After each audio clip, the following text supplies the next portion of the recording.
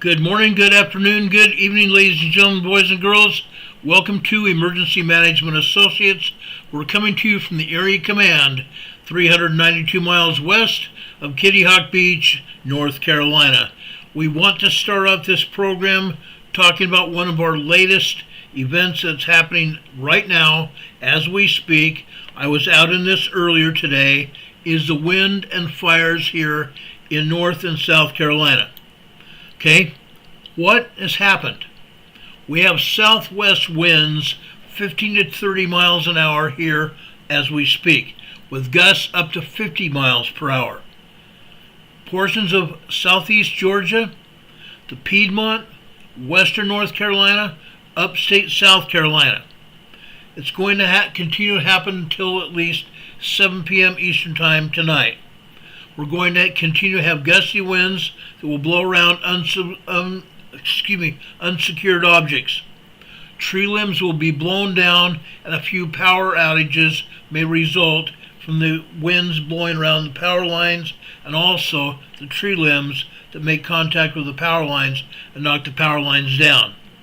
What I want to talk about: these strong winds can make driving difficult, especially for high-profile vehicles. Use extra caution. You need to also stay tuned to your National Oceanographic and Atmospheric Administration weather radio, your AM/FM weather radio. Also, if you don't have that, you can tune to your local radio station that is a news talk station, and also your television stations that have your local news station on your television. Pay attention to that. Pay attention to it. Your favorite source of weather information for the latest updates. Additional details can be found at weather.gov/GSP. Again, weather.gov/GSP. Okay? Severe weather here in North and South Carolina, and continued fire danger. Continued fire danger, guys, and I'm not kidding you. Let me show you some of that fire danger here.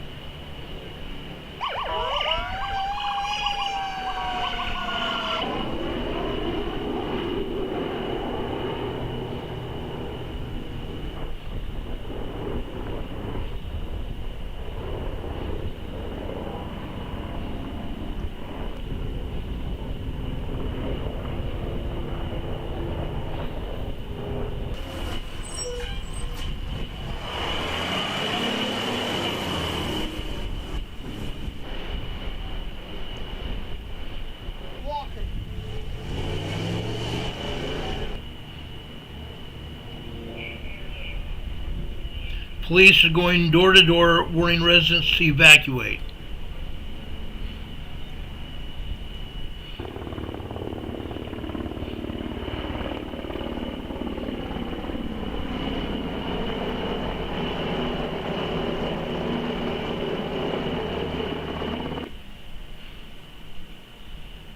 The white clouds of smoke are usually indicative of firefighters that have been putting out certain fires.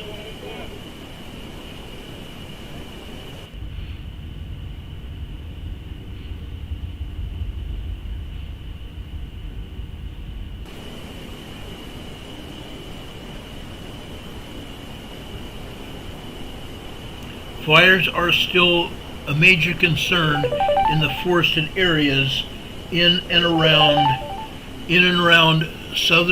northern Southern Carolina and also southern North Carolina.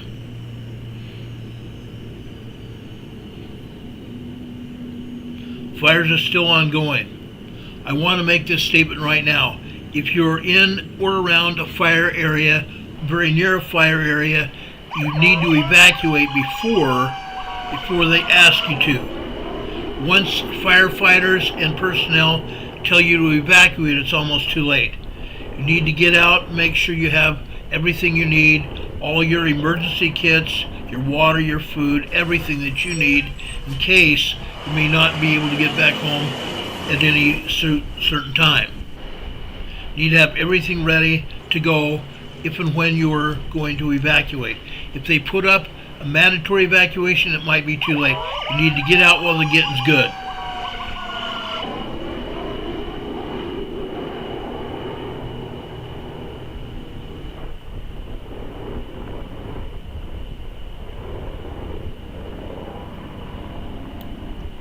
Okay? They're fighting by air. They've got air tankers. They've got Nighthawk helicopters. They have everything up in the air. Black Hawk, Nighthawk helicopters, Sikorsky helicopters up in the air, ready to take on anything that might happen. I'm asking everybody to be aware of everything going on around them. With these high winds, the fire is going to continue to spread out of control. I'm just putting that up there so you'll know what's going on. You need to pay attention, everybody. This channel is dedicated to emergency preparedness and saving lives.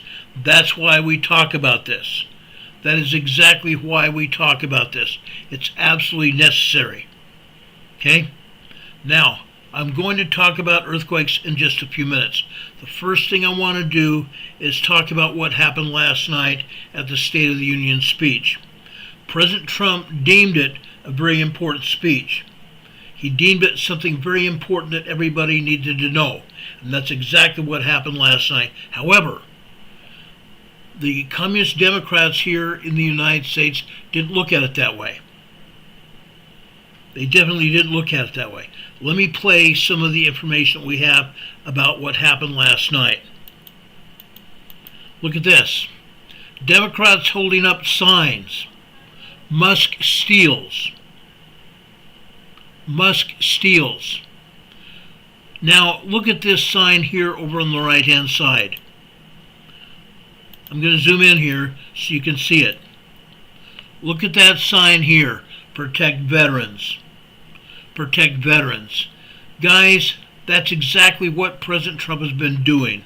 Protecting veterans. He's also saved Medicaid. Okay, the Democrats would have you to believe that Medicaid and Medicare is going to go away with President Trump. That's not even partially true. It's a lie. Democrats also put up signs saying liar, false information. Democrats sat on their hands when President Trump talked about Laken Riley, murdered by an illegal immigrant.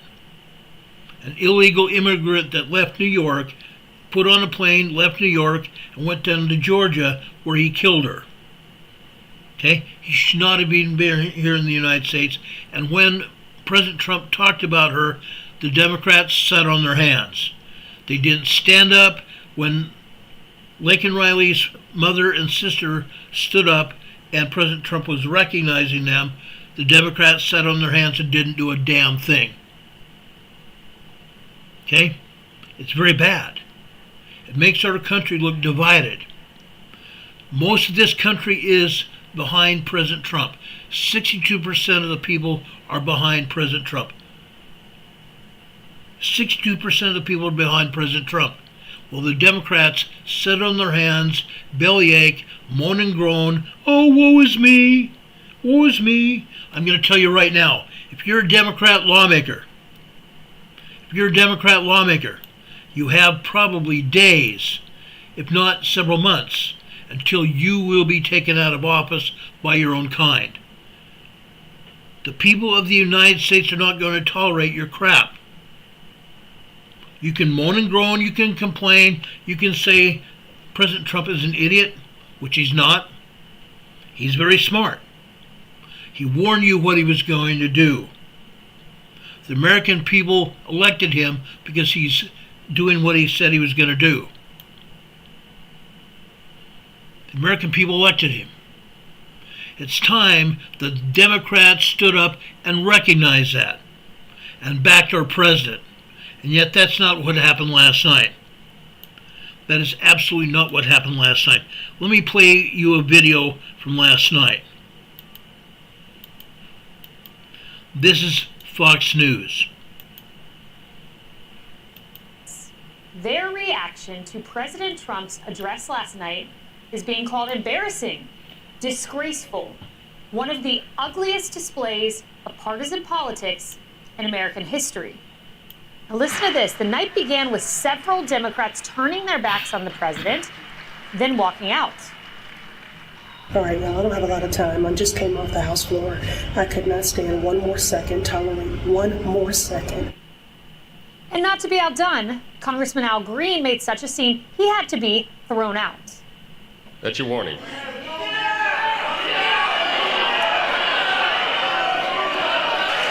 Remove this gentleman from the chamber.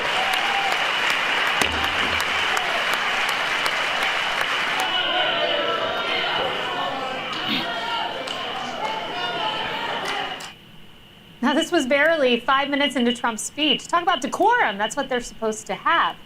It was truly shameful. It got worse. Democrats did not clap for Mark Fogel, a freed American hostage standing beside his 95-year-old mother. This is when Democrats Last summer, could I have stood promised up. his 95-year-old mother, Malphine, that we would bring her boy safely back home. After 22 days in office, I did just that, and they are here tonight.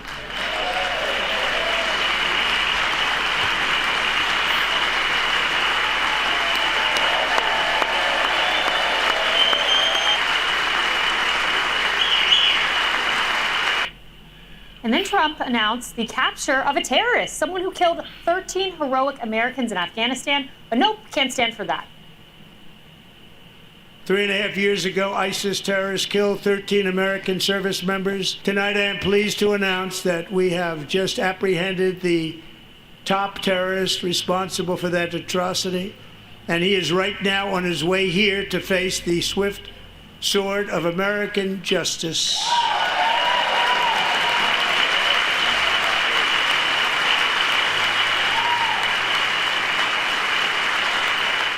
Well, how about the murder of student Laken Riley? Can we get out of our seats for that?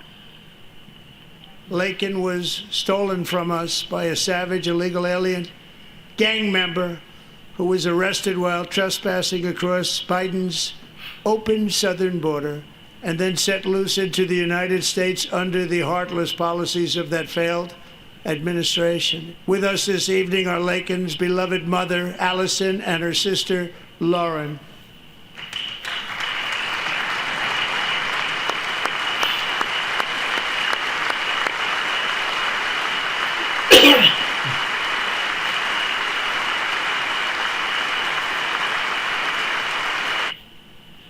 And then finally, a 13-year-old pediatric cancer patient who wishes to be a police officer.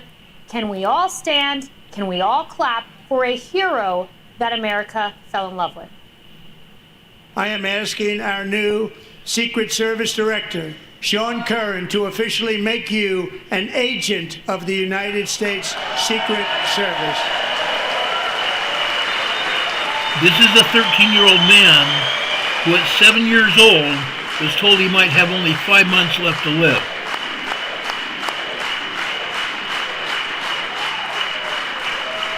He has appointments to 2 different police Ever wondered departments. what your home looks like from space?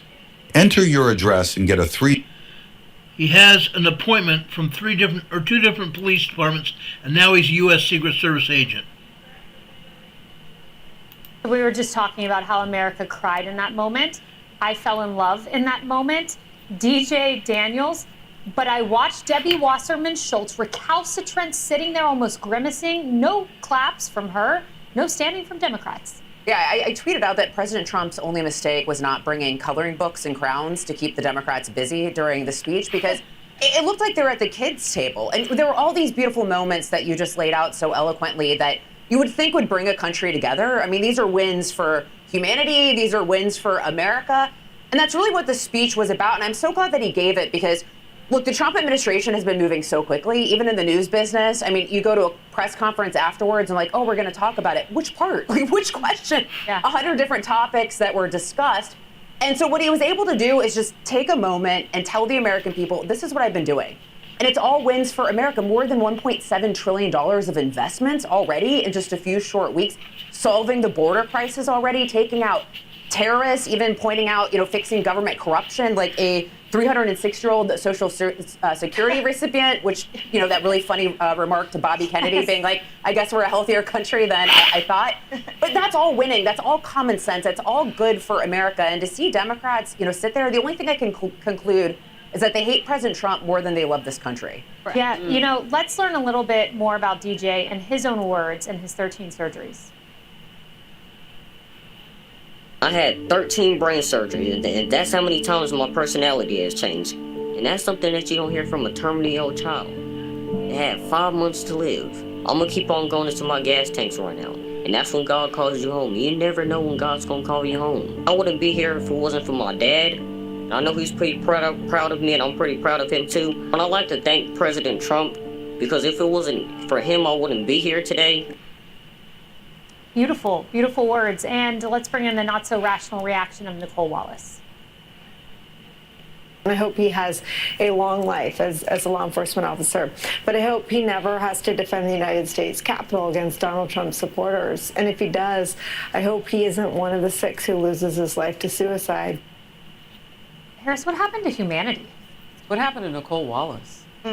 She was a Republican. She was the comms director for former President G.W. Bush. Like, she was somebody who could see the nation in a nonpartisan way when it called for that from the White House. She could see Americans. What is she looking at right now? She has joined the liberal side of the chamber last night, who I now can call, I mean, literally, the largest convention of heart donors living on the planet. Living heart donors. What happened to that beating passion inside their chest that said, we want to do great things for America and Americans? If they ever said it, did they even mean it? Look, I realize that they're struggling to find a message and a leader and all of that. But is the struggle so hard that you've been so damaged that now as a hurt person, you hurt others? That's what I thought of when she was speaking. I thought, there's been real heart damage here, and she's hurting, and so I guess she's just going to punch and kick. And Rachel Maddow just sitting there nodding. It was heartbreaking. I mean, I guess that's the thing. It's not anger. It is disappointment, but it's heartbreak. It is. It's heartbreak. And, I want to compare, Emily, 1 year ago, how Laken Riley was talked about by the President of the United States versus last night. By the way, her name is Laken, not Lincoln. Watch the comparison.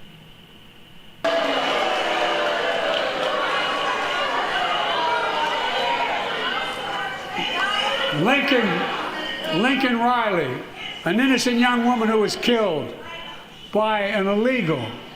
That's right. But how many of the thousands of people being killed by illegals? With us this evening are Laken's beloved mother, Allison, and her sister, Lauren.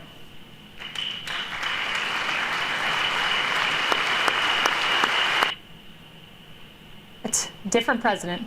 Different president. And the contiguous seat was Speaker Mike Johnson behind there, right in that seat, and such a different experience. We got to talk for a moment about the infected Democrat Party, and just to carry that football a little bit, it is fascinating to me, and not a little bit disheartening, that for that party that is grappling with an identity crisis, that they still, for some reason, aren't listening to the 70+ million voters of their party who have something to say. I know Michigan State Senator Mallory McMorrow went on Instagram last night and told Politico as well. She said, people are sick and tired of this performative nonsense. This is a Democrat state senator saying this. She said, we don't want these elected officials anymore to be cute or clever. People are craving substance.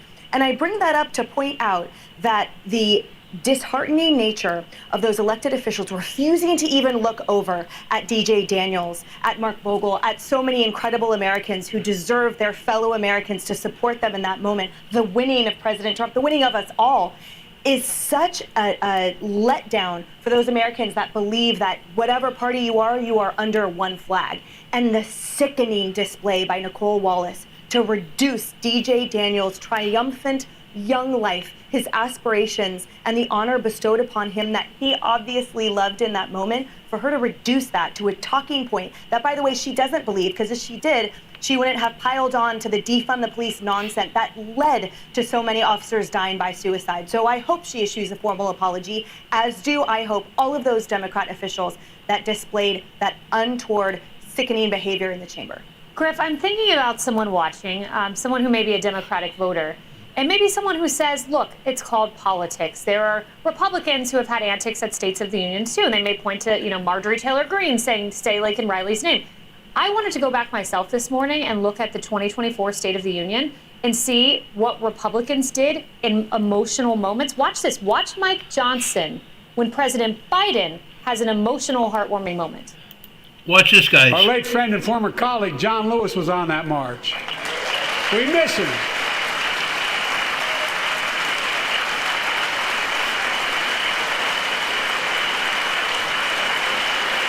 And 250 hostages taken. Here in this chamber tonight are families whose loved ones are still being held by Hamas.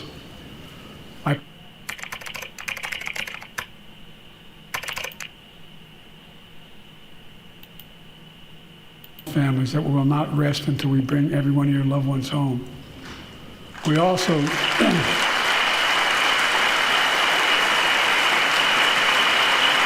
That's what you do. Yeah, it's called decorum. It's called, having some respect when you should clearly put politics aside for that. But look, let me just tell you something that shocks me, that really encapsulates what Democrats did wrong there. And it's to Harris's point about not finding a message or changing a message. They've stayed on the message of just oppose everything Trump does. We're just going to stand in the way no matter how great it is. Al Green is a congressman from Houston. DJ Daniels is from the Houston area. Great point. I'm trying to confirm whether Al Green is specifically DJ's congressman, but if that's the case, how damning is that? Because, all the members, we know who's on the guest list. If DJ is Al Green's constituent and you put up that show of disrespect and didn't have the respect to stay in the gallery to applaud him, it tells you everything you need to know. There's an old saying, people used to say, well, if I dove in a river and saved a drowning man, the headline would simply read, so-and-so proves can't walk on water. And that seems to be the playbook that the Democrats are taking.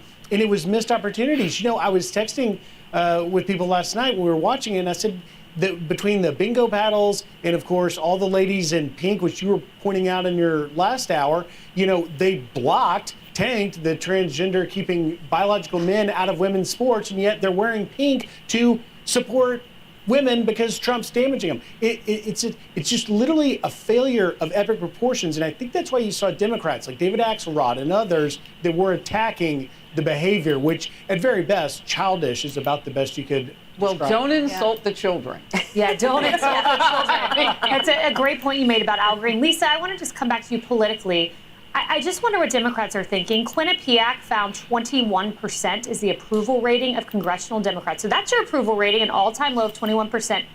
49% of Democrats disapprove of congressional Democrats, so almost half of your own party. Doug Schoen asked, it is as if the Democrat Party has gone beyond even Clinton campaign strategist James Carville's advice about staying silent and playing possum. They have become trivial and almost irrelevant. Well, they're still stammering after this past election. They're trying to, they're doing, we always say the soul searching after you sort of get defeated in that way. And I think they're out of arrows. They've shot everything at President Trump. He's still standing and stronger than ever. Yeah, he is. Unreal, guys. Unreal. And I don't have the picture, and I should have tried to save the picture from earlier, but when DJ Daniels was given his Secret Service credentials by the President Director of Secret Service, guess what? DJ Daniels gave the Secret Service Director a big hug. A huge hug. An amazing experience. This 13-year-old, 13 years old, 13 years old, 7 years ago, actually not that, back when he was 7 years old, 6 years ago, given 5 more months to live. He's outlived all directives. He's outlived all directives. Yet he still here stands today with all of us, thanking the President of the United States. He gave the Secret Service Director a hug last night. Let me show you that picture. Right here. He gave the Secret Service Director a hug after the Secret Service Director gave him his new Secret Service credentials. Unreal. What a grateful 13-year-old young man. And yet, when you heard him speak earlier, he did not speak as a 13-year-old, he spoke as a young man, knowing what he had already been through. He spoke very distinctly and honestly how he felt. Let me show you something else here. Today, he joined President Trump in the Oval Office. Let me play this short video for you. A good-looking family, huh? There's one more thing I got for you, a big hug. Okay, good.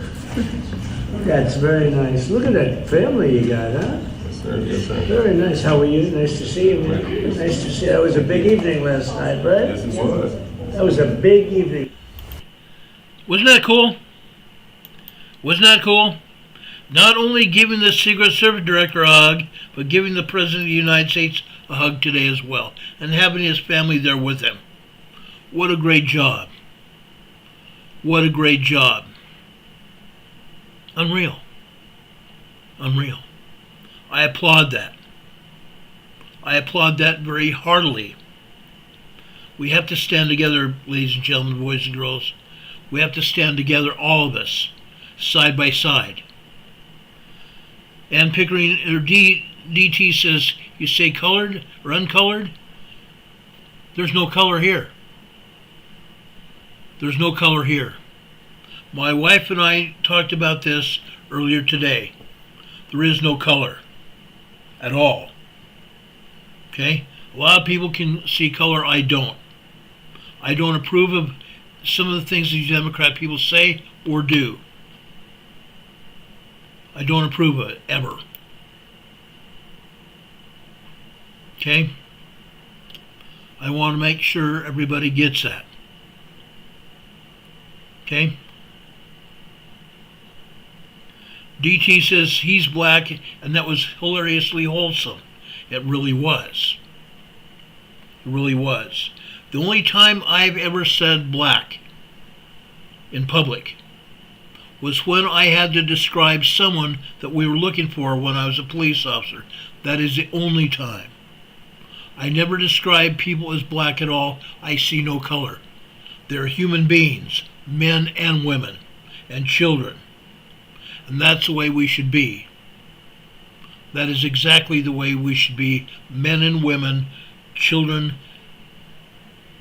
It doesn't matter what color you are. Black, brown, green, yellow, it doesn't matter. We're children of God. That's the bottom line. And when I saw DJ give the Secret Service Director a hug, I thought how wonderful that young man was. A young man far beyond his years. Incredible. Incredible. I applaud that. Now, while I applaud that, I do not agree to what happened last night in Washington, D.C. President Trump did no wrong, but the Democrats did. Now, I'm also going to say this once again. If you're a Democrat politician, don't plan on holding on to your job very long. Don't plan on holding on to your job very long, because America saw what you did last night. You didn't honor anybody when honor was given. You didn't honor anybody when honor was given. Laken Riley's mother and sister deserve respect. The man that was held hostage in Russia and his mother deserve respect. My gosh, everyone. Let's think about who we are. We are Americans. We are Americans, period. Stop the distinctive colors, stop the distinctive diagrams that you want to hold on everybody else. We are Americans. We are Americans. True blue patriotic Americans, and that's what we should be. Stop discriminating. Stop holding on to past crap. Let's stand up for what's true, what's right in our society, what is right with our families. Let's do it. Let's do it. And I want to make sure that happens. Now, like I said, I'm very disappointed in half, well, not even half, I want to say 40% of the American public that sat on their hands last night did not represent our country or do anything right. Period. Period. We are Americans, and that's what we should be. That's what we should stand by each other. Stand by each other and hold each other up. When we have disagreements, we stand together. We stand together, ladies and gentlemen, brothers and sisters. Stand together. That's who we're made of. That is what we're made of. There's one thing my parents told us, raised us, knowing who we were. When I was a young man, a little boy, in grade school in Idaho, there was a young man about, I want to say, 10 years old at the time. I played baseball with him. He had polio. He had polio. He walked around on crutches. Or should I say, when he ran the bases on our baseball diamond in grade school, he ran around the bases with crutches on. Yes, he was a young black man. A lot of people didn't like him because he was black. Guess what? Those people were wrong. That man is someone I truly loved as a child. One of my own. I sat next to him for 5 or 6 of my years in grade school. What a great man. What a great man. And when he got up to the plate to hit a ball, guess what? He even hit home runs. He hit home runs. A man with polio hits home runs and runs around the bases with crutches on. I call that a very beautiful young man. I wish I knew where he was today. I'd stand by him today with my arm around him. A great man. Now, I'm going to come down off my pedestal right now that I put myself on. But what is going on today cannot be allowed to continue. Enough said for right now. Rebecca the Explorer says hate is an ugly word, and I totally agree. We cannot have hate in our lives. We cannot have hate in our lives one more minute. Not now, not ever. Now, folks, I want to talk about some earthquakes. Yes, we've had some earthquakes around our world. Let's talk about that right now. Let me take down my banner, let me take down my webcam here, and let's talk about earthquakes today. Okay? There's quite a few of them. Quite a few of them. I first want to talk about an earthquake that woke me up at 4:46 a.m. this morning. Right here. Off the coast of southern Mexico. Right there. Came in as a 5.6, and within 5 minutes, USBS downgraded to 5.5. USBS downgraded to 5.5. Unreal. Folks, this was a very large earthquake. I believe it was actually 5.8. After studying all the data, I believe this was a 5.8 earthquake. Now, where is it at? Where's it at? Southern Mexico, guys. What's over here just west of that earthquake? The San Andreas Fault. The San Andreas Fault. The seismic energy from this earthquake is going to go north along the San Andreas Fault. USBS is not showing any earthquakes here in southern Mexico, which is a crying shame and an outright lie. There are 28 earthquakes down here in southern Mexico. There are 18 aftershocks. 18 aftershocks. Unreal. This energy is going to go north up here along the coast of Mexico, going all the way through the Gulf of California, all the way through northern Mexico and up into California.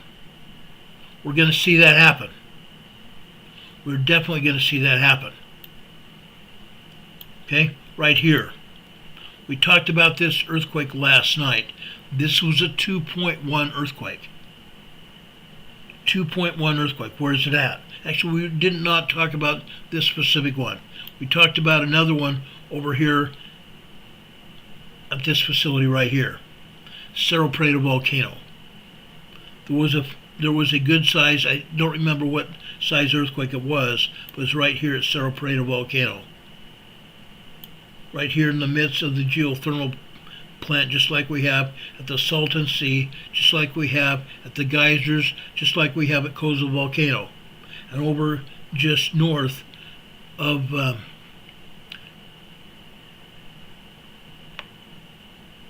what's that town in Nevada? Anyway, up in northern Nevada, there's another town with a small geothermal plant there. This is a geothermal plant here where men have drilled into the upper magma chambers of the Cerro Prieto volcano to obtain steam to power turbines to generate electricity for the Mexican people here in northern Mexico. What a great thing. Now down here, just west of the geothermal plant, is a 2.1 earthquake here west of Delta, BC, Baja California. Okay? Now folks, we are going to see more earthquakes. We're going to see more and more earthquakes here. Okay? Right here. This is the Imperial County here, but in the town of Imperial, California here. We talked about this last night. There's a 0.7 microquake here that USGS is admitting to. I showed you the seismogram here at Imperial, California. There's a lot more going on here than they're telling us. USGS is omitting the information and is lying to the public. There's probably 500 earthquakes here in this area every day. 500 earthquakes here in the Imperial Valley every day. And USGS does not talk about any one of them because they don't want anybody knowing what's going on. They're only showing us this 0.7 over in the town of Imperial. What about this one here that they're showing here in the southern part of the Salton Sea? This is a 1.2. 1.2. This is just north of Calipatria. Just north of Calipatria, California. Just north of the Salton Butte volcano. Yet USGS has this as 15 kilometers south of Bombay Beach. 15 kilometers south of Bombay Beach. Guess what? Let me show you where Bombay Beach is. Way over here. Now this could be 15 kilometers southwest of Bombay Beach, but that is not what USGS said. That is not what they said. This earthquake is just north of the Salton Butte volcano here. It might be 12 kilometers north of Calipatria, but it's far west and south of Bombay Beach. And over here at Bombay Beach, guess what? Every day there are at least 10 to 15 earthquakes here. 10 to 15 earthquakes. Unreal. And yet USGS almost never shows those earthquakes. Those earthquakes are 3.0 to 4.0 earthquakes. And yet they never show them. There are minor earthquakes and tremors also here at Bombay Beach. But they're not showing them. Why? because USGS is aligned to the public. Dennis N., welcome to EMA 1. Dennis N. just joined our emergency management family here as a member of our emergency management family on YouTube. Thank you, Dennis. I urge each and every one of you to join as a member here on our program. Tomorrow morning, we're going to have an emergency management members meeting. Tomorrow morning, probably about 11 a.m. tomorrow morning. Please join us for that. We're going to have a lot to talk about tomorrow morning. Okay? Over here to the southwest here. This is 19 kilometers west of Imperial, California. Out here in the desert. Out here in the desert. But guess what? Again, USGS is not given the exact location where this earthquake was. What is just south and east of this earthquake? By the way, this is a 1.1 tremor. What is just south and east of this earthquake? Right here. El Centro Naval Air Station. Again, USGS is lying to the public. They're not giving us exact directions of where this earthquake is, and as a result, they're misidentifying where this earthquake happened. It's closer to El Centro Naval Air Station than it is Imperial, the town of Imperial here in the Imperial Valley. It's unreal what the USGS gets away with. Okay? Let's go further out here into San Diego County. Up here on top of the Chocolate Mountains. This is a 1.0 tremor here. USGS is saying it's 28 kilometers south-southwest of Ocotillo, California. It's not. Ocotillo, California is down here. Way further south than this earthquake is.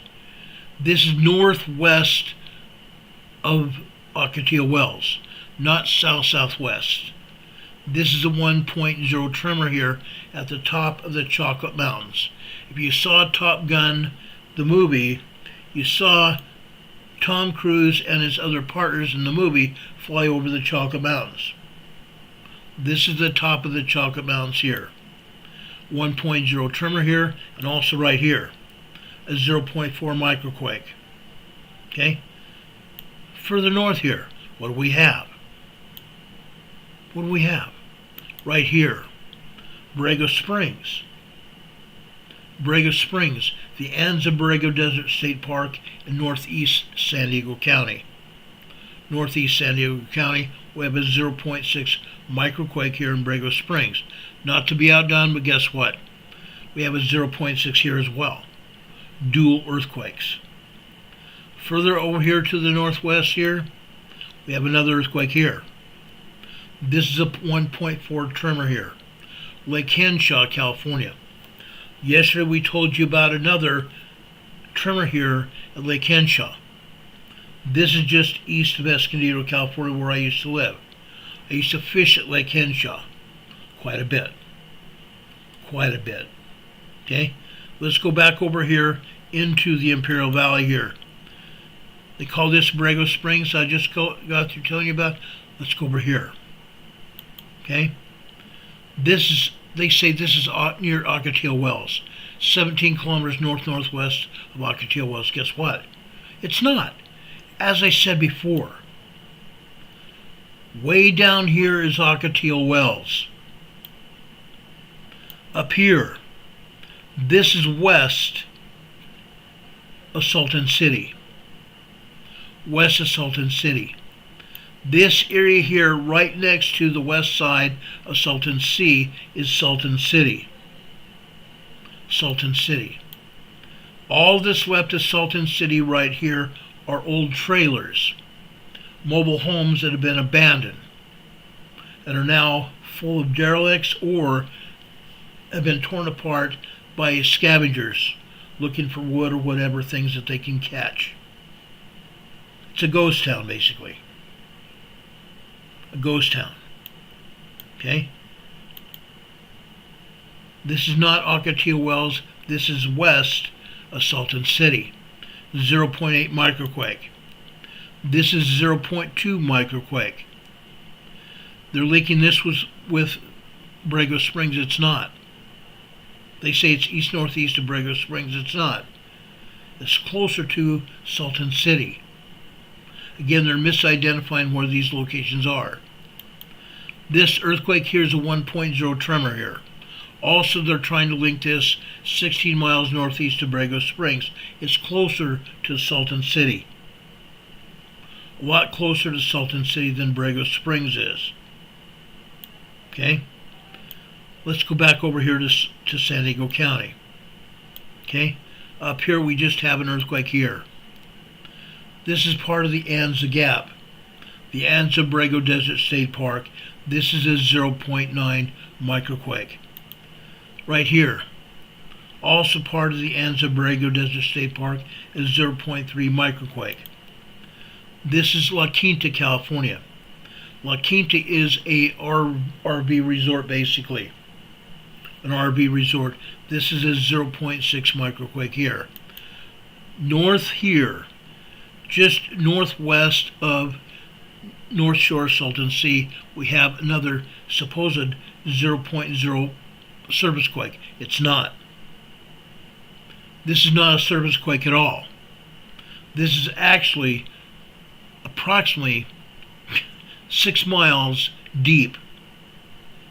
6 miles deep, actually close to 7 miles deep. It's not a service quake, it's deep. Yet USBS wants to lie to us again. Let's go back over here to the northwest. Also part of the Anza Gap area. 0.9 microquake here. This is 16 kilometers deep, 8 miles deep. This is Fallbrook, California. 0.3 microquake in Fallbrook, California. Let's go further south and west of there. Vista, California, a place that I used to live at.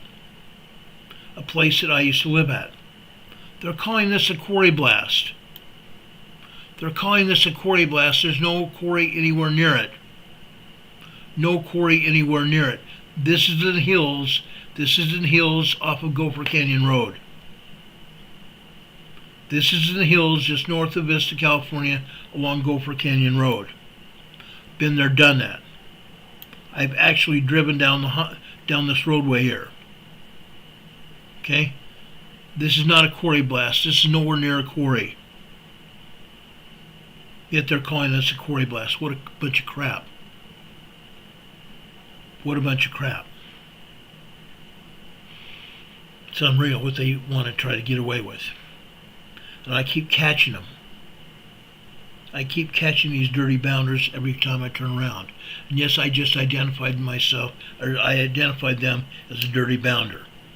That's exactly what they are. Exactly what they are.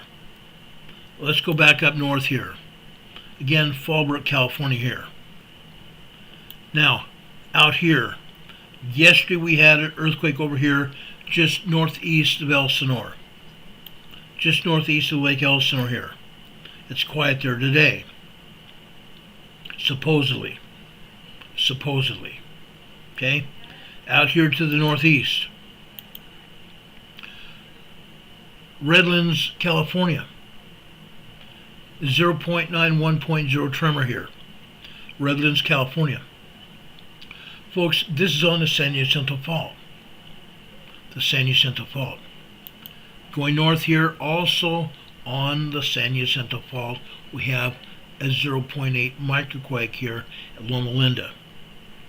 Good old Loma Linda. Now this is a town in northeastern Los Angeles. Okay? I believe Loma Linda is actually in Orange County. Okay? Loma Linda is world renowned for the Loma Linda Medical Center. Loma Linda Medical Center is right there. I just want to point that out. I showed you earthquakes here in Southern California before. They're not showing much, are they? That's because they don't want to admit what's going on here. Yes, we're going to have a major earthquake here in Southern California, as I pointed out on Monday. It's going to happen. It will happen. Over here, Placentia, California, a 2.0 earthquake right here. Just north and west of there, La Brea. What do we have here in south of La Brea tar pits? I just gave it away, huh? La Brea tar pits. Okay? La Brea is just part of a great big huge chamber of magma down beneath the surface of Los Angeles. We saw this happen 5 years ago when we had tar going out into the streets of La Brea. Tar coming out from the sewer drains of La Brea. Tar going out into the streets of La Brea, California. This is connected to magma beneath the surface. Magma beneath the surface. 1.6 tremor here. This is 3 kilometers supposedly south of Brea, California. 1.5 miles south of La Brea, California. We go further north. What's here? Folks, this is a tremor, an aftershock. An aftershock of a supposed 4.5 earthquake here in North Hollywood. Okay? Sunday night, we supposedly had a 4.5 earthquake that some people are saying was a 5.0 large quake. North of Hollywood. Okay? This is a 1.0 tremor here in Universal City, an aftershock of that quake. And I believe there are probably other aftershocks that they're not even talking about. Okay? Quickly, I want to go over here to the southern part of the Cascadia subduction zone. Okay, I want to talk about this. Right here.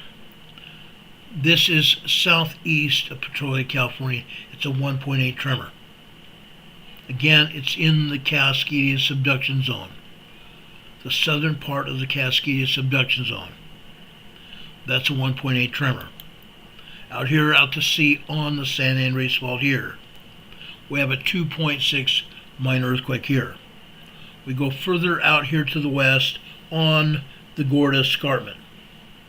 Okay, I just named the San Andreas Fault and the Gorda Escarpment right here to the west. This is a 2.4 earthquake. Right between the Gorda Escarpment and the San Andreas Fault, we have the Cascadia subduction zone. The area where the Cascadia subduction zone, the Gorda Escarpment, and the San Andreas Fault meet is what they call the triple junction. The triple junction. I've already said that I expect the Cascadia subduction zone earthquake to happen within the next 5 years. Within the next 5 years. This area is going to rock and roll like never before. Like never before. Let's go up here further to the north. I want you to see this. We had a new earthquake happen here just a little bit earlier. Literally. This is a 4.0 earthquake. A 4.0 earthquake near Blyn, Washington. B-L-Y-N, Washington. Okay? What is over here to the southwest?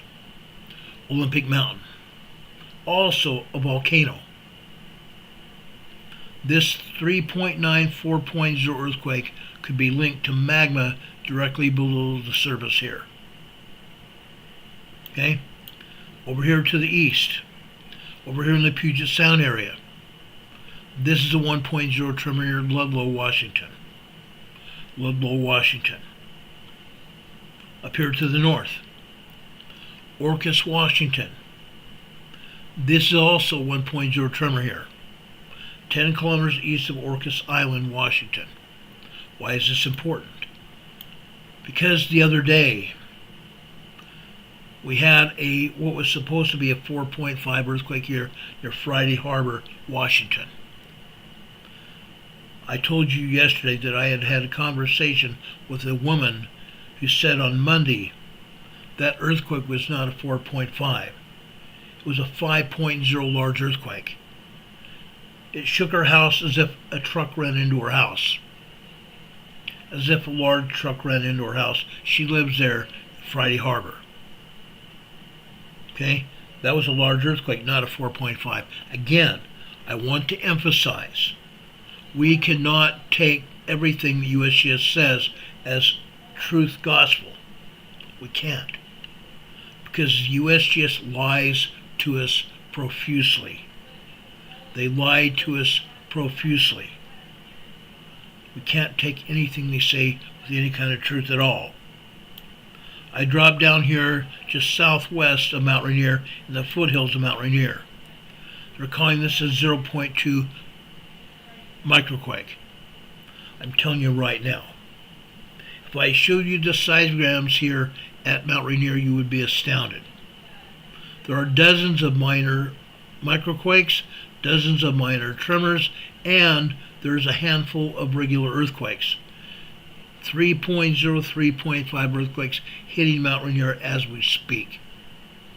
And USGS doesn't identify them. Does not identify them.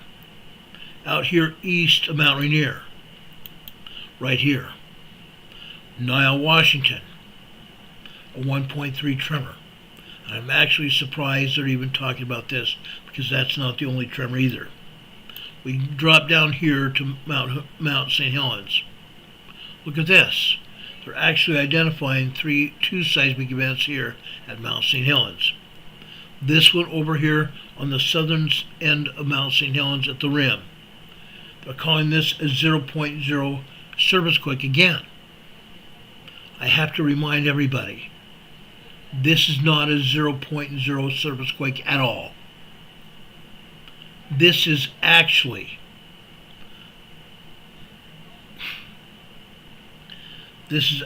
over 3 miles deep. Over 3 miles deep, say 3.5 miles deep. Okay? It's not a surface quake. This is an earthquake inside Mount St. Helens. Inside Mount St. Helens volcano. Just on the other northern side of Mount St. Helens here. They're calling this a 0.1 microquake here. Guess what? It might be a microquake, but it's nearly 2 miles deep. 1.7 kilometers deep, over 1.5 miles deep here. So we have 2 earthquakes here at Mount St. Helens. They're not showing any other earthquakes anywhere here, which is a lie. It's a bad, barefaced lie. At best. At best. Okay? Now, I want to drop down here to the South Pacific. I want to talk about earthquakes here. This one here is north of the Big Island of Hawaii.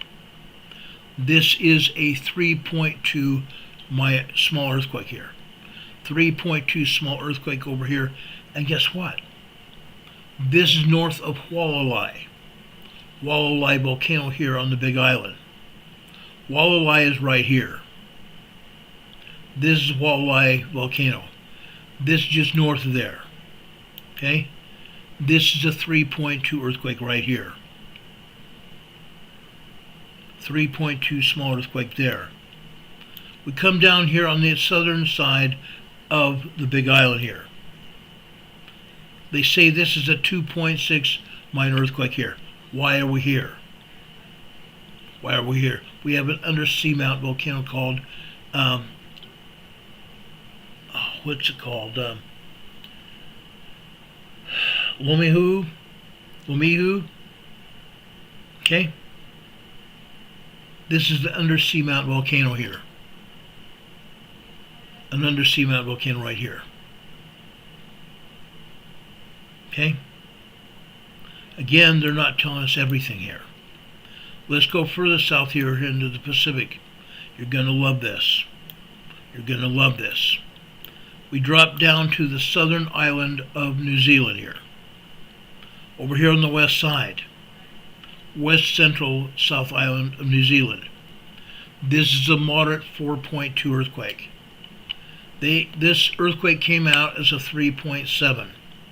They upgraded to 4.4, 4.5, 4.6, and then, guess what? They downgraded again to 4.2. from 3.7 to 4.6 all the way back down to 4.2. Unreal. It's a half magnitude upgrade and then downgrade after that. Okay? Up here to the area just south of Christchurch, New Zealand. This is a 4.5 earthquake here. 10 kilometers deep. 6.2 miles deep over here, just south of Christchurch. This is a 4.5 earthquake here. Now again, I caution you all, you can't believe the USGS at all. These are not the only earthquakes here. The North Island of New Zealand has probably close to a dozen earthquakes. Probably close to a dozen earthquakes. And the earthquakes go all the way out here into the Bay of Plenty here. Again, the USGS is lying to us all by omitting the earthquakes and substantial seismic energy here. We go over to the Solomon Islands here. Okay? Actually, not Solomon Islands. I should say Vanuatu. And I knew that. This is another large 5.0 earthquake here in Vanuatu. Okay? This is 139 kilometers northwest of Sola, Vanuatu. The Pacific Ocean waters absorbed the shock waves from this quake. There was no damage or anybody even feeling this earthquake. The absorption of the seismic waves by the ocean prevented that from happening. Okay? Then we come down here east of Java. Okay? This is a 4.1 moderate earthquake here. Then we come just over here, just barely east of Java here. Dompu, Indonesia. Another 4.1 earthquake here. We come up here. Okay? I just love this. Labuha, Indonesia. Another 4.1 earthquake. Interesting, huh? Absolutely is. We go out here to the center part of the Indian Ocean here. This is a 5.0 earthquake here. Another large 5.0 earthquake, and this is south of India. South of India. 10.5 kilometers deep. Large 5.0 earthquake here in the Indian Ocean. We go northwest here. Okay? We go back up here to northwestern India. We had another 4.3 earthquake right here. 4.3 earthquake, and guess what? Let me show you this. This is actually a 5.4. 5.4. So that other earthquake was an aftershock of this 5.4. This is 88 kilometers deep. It's on the edge of the plate here. Notice where this earthquake happened. It's along the edge of the plate here. The plate comes out of Indonesia down here. The plate follows the southwestern side of Sumatra, Indonesia, comes up through the Nicobar Islands, up here into the Myanmar, Burma area, up here into India. It goes further north up here to the western side of the Himalaya Mountains here. That is also the edge of the craton. So this 5.0 earthquake over here in the north part of India here it's actually 5.4, I'm sorry, 5.4 earthquake here is on the edge of the craton, edge of the plate here. That's what's going on. Okay? Now there are other earthquakes here also, Afghanistan, Tajikistan, that they're not telling us about. They're not showing us any earthquakes here in Iran and Iraq. What a joke. What a cotton-picking joke. Over here, on the east side of Turkey in the Syria border region here, right here, there's also about 23 earthquakes here. All of these earthquakes are aftershocks of a major 9.0, 10.0 earthquake that happened here back in February 3rd, 2023. February 3rd, 2023, we had a 9.0, 10.0 earthquake that killed over 500 people and injured over 500 others. It also left a great big huge gaping fissure in the landscape. 14 miles long and 8 stories deep. They said you could fit an 8-story building down into that fissure. That's what happens when you have such a huge earthquake. Again, killing over 500 people and injuring over 500 more. And this area is still getting aftershocks. This area is still getting aftershocks over 2 years later. Earthquakes in northern Turkey, southern Turkey, and over in western Turkey. We have earthquakes still occurring near Santorini Island here in the Dokanese Islands here. Earthquakes are still happening here. Why? Because we have magma down beneath the surface. USGS tried to lead us all to believe that this was all plate tectonic activity. It was not. It was magma down beneath the surface. We are still getting earthquakes here. Now things have calmed down a little bit. Things have calmed down. But we are still getting earthquakes here. And that will probably still happen for quite some time. We'll see what happens. We'll see what happens. Over here in mainland Greece, we're still having some earthquakes here. Most of these are 1.5 tremors on up to 2.5, 3.0 earthquakes. All over Greece here. All over Greece. Southern Italy here, we're still having earthquakes in southern Italy. We still have earthquakes here in central Italy. That has not changed. That has not changed. No matter what USBS says, or lack of saying anything, because they're not showing any earthquakes at all here. They're full of crap. They're full of crap. We are getting hit with earthquakes here in southern and central Italy here. More earthquakes here in northwestern, northeastern Italy here, and up into the Alps Mountains here. Up in the Alps Mountains. Most of these earthquakes are just 1.5, 1.7 tremors here in the Alps. And going up here into Germany, Austria, Switzerland area, and up into France. We're still getting tremors and minor earthquakes up here, regardless of what the USGS wants to admit to. We're getting small earthquakes, minor earthquakes down here in Spain as well. Okay? It's happening. It's happening. We're also seeing other earthquakes down here in Ethiopia. USGS is not talking about them, but guess what? They're still happening.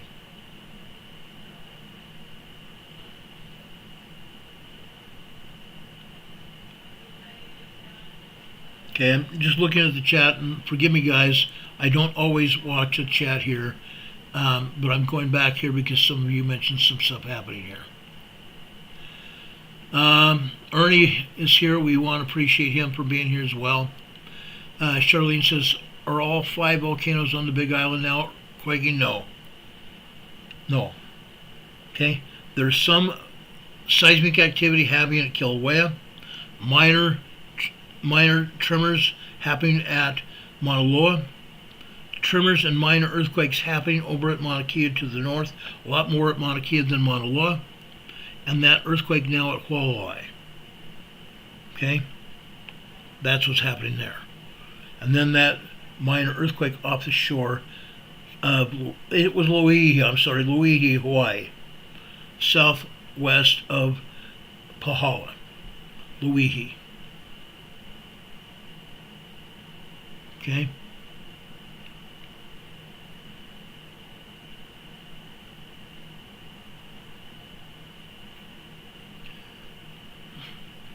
And Michael McCurney is talking to DT here. If a nuclear accident happened or was imminent, the agencies would climb up because they don't want anybody to know what's going on, and they don't want to frighten anybody. That's why our government clamps up. Under Donald Trump, I don't think that would happen. I think Donald Trump would be coming out and talking about it immediately and telling people to take cover and also exercise caution and reminding people to be prepared and taking care of business. DT says Kilauea, Hawaii is currently erupting. I agree. Just minor tremors, and there is some fountaining occurring over on the southeastern side of the volcano. Yes, it's a big volcano too.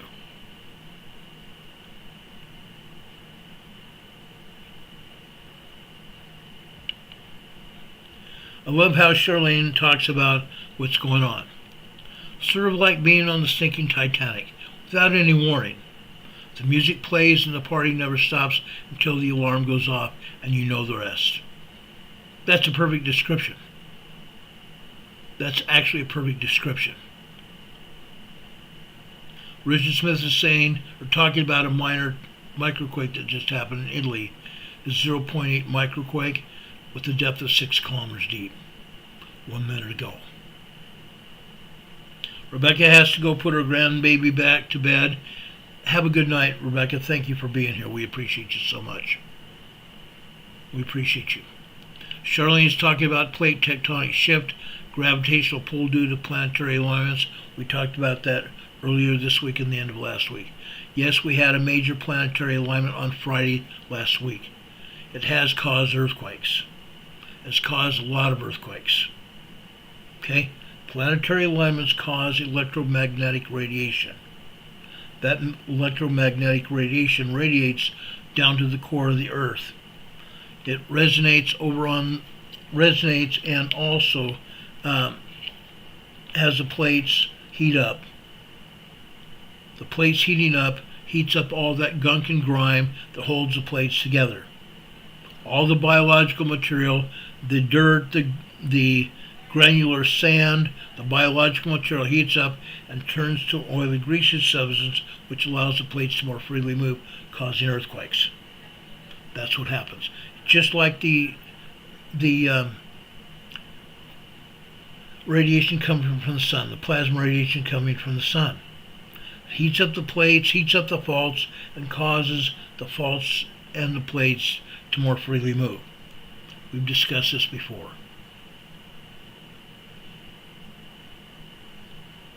That's what's happening.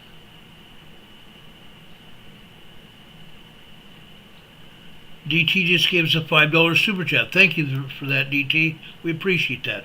I just gave you an EMA sticker on your super chat, and I'm also giving you a thumbs up for that as well. Thank you for that. We appreciate that, guys. We appreciate everyone who gives us super chats here. This is one way for you to, show your appreciation for us doing this job here, and also to help us grow this channel, and also to help us keep this program on the air. It takes money to keep this program on the air. It really does. I hate talking about money, but it's the truth. Okay? We need money to help keep this program on the air. On Monday, I paid a $253 bill. A $253 bill for bandwidth. A $253 bill for bandwidth. 1+ gig of bandwidth. It takes a lot of money to keep this program on the air. Carol and I are determined, and we have been centered on the fact that we're going to keep this program on the air for as long as possible. Carol and I also went to the post office box yesterday and also today. It's been 1 month yesterday since we've even received a package or a letter from any of you. Okay? You can slip a donation between a card or a letter and send us to our post office box. Send us to our post office box. Post office box 104 North Green Street. Box 105. Morganton, Morganton, North Carolina. The zip code here is 28655. We appreciate that. Also, just below this video today, over in the top of our program description, you're going to find not just our email address and also how to join our program as a member of the EMA family here on YouTube, but also below that, you're going to find 3 locations, 2 PayPal locations and also a Venmo location where you can send donations to our PayPal and Venmo to help keep this program there, which we greatly appreciate. Thank you for that. Thank you for that a lot. By the way, I want to thank Aubrey because she sent us a donation through,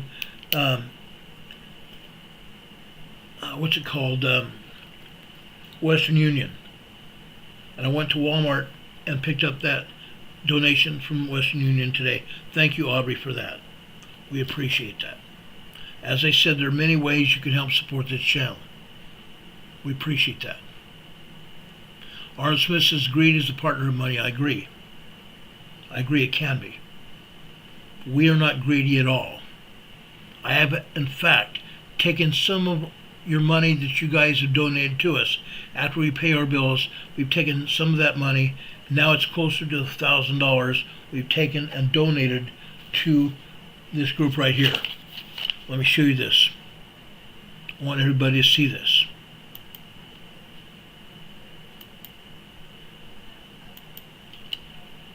We donated to Samaritan's Purse. They just sent me a thank you letter, and also a little brochure they put together about Samaritan's Purse. We appreciate that. We appreciate that a lot. Like I said, during previous months here, because of your donations here to this channel, we've been able to send money to Samaritan's Purse and earmark it for victims of Hurricane Helene here in Western North Carolina. We've done that. Our channel is about preparedness, but our channel is also about helping people that need it. And that's what we do. That's what we do. Yes, DT, I enjoy Japanese tea. My wife doesn't like tea at all, but I have quite a bit of herb tea here. When I was in Sweden as a missionary, Swedes enjoy tea. Swedes enjoy tea sometime after 1 p.m. in the afternoon. They have tea time. And so I got to enjoy tea all over Sweden. Unreal. It was great. It was great. Anyway, let's get back to earthquakes here. I want to talk about earthquakes, and then I'm also going to talk about what's going on the New Madrid fault. I want to show you what's going on the New Madrid fault. It's important.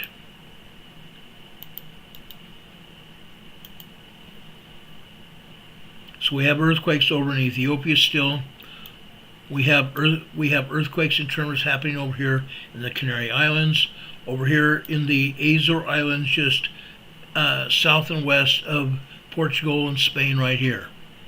And going out here close, just east of the Mid-Atlantic Fault. We have islands here in the Azores right here. And yes, all of these islands here were also volcanic. They happen here because of volcanism. This island here was evacuated about 2 years ago because they thought this volcano was going to erupt. It didn't. It didn't erupt, but there was a lot of earthquakes here signaling magma beneath the surface. And scientists said that, told the residents here to evacuate, and evacuate they did. Unreal. Unreal. Unreal. Okay? Now, I've basically taken you on a tour of Europe and all over the U.S., all over the world. I'm going to take you now back to southwestern Puerto Rico. Before we talk about the New Madrid, I'm going to take you back here to southwestern Puerto Rico. Today we've had more earthquakes here. These are aftershocks of actually two major earthquakes that happened here, December 26th and December 28th, 2019. When a organization that started up in western Alaska came and opened up their facilities in Norway, in Russia, and northwestern Australia, lit them up. Lit up those facilities. Those three facilities triangulated southwestern Puerto Rico, causing two major earthquakes. One, an 8.0 on December 26, 2019, and another one on December 28th, which was an 8.4. We're still seeing aftershocks from that quake, or those two quakes. Okay? This is a 2.5 earthquake here. This is 1 mile south of Guanica, Puerto Rico. 1 mile south of Guanica, Puerto Rico, where my friend Dominic lives. This is a 2.8 earthquake here, just about a mile and a half southwest of Guanica, Puerto Rico. 2.8 earthquake here. Off the shore of southwestern Puerto Rico here, we have a 2.4. Over here, this is a 1.8 near Maria Antonia, Puerto Rico. All 4 earthquakes here are aftershocks of that 8.0 and 8.4 earthquakes that happened here in 2019. Okay? Then another earthquake here. Okay? This is northwest of San Antonio, Puerto Rico. This is a 3.4 earthquake. A 3.4 earthquake. Why? Because up here to the north, right up here to the north, we have the Cayman Ridge here. The Cayman Ridge here. This is an earthquake fault that starts over in Guatemala and heads west. The Cayman Ridge. Okay?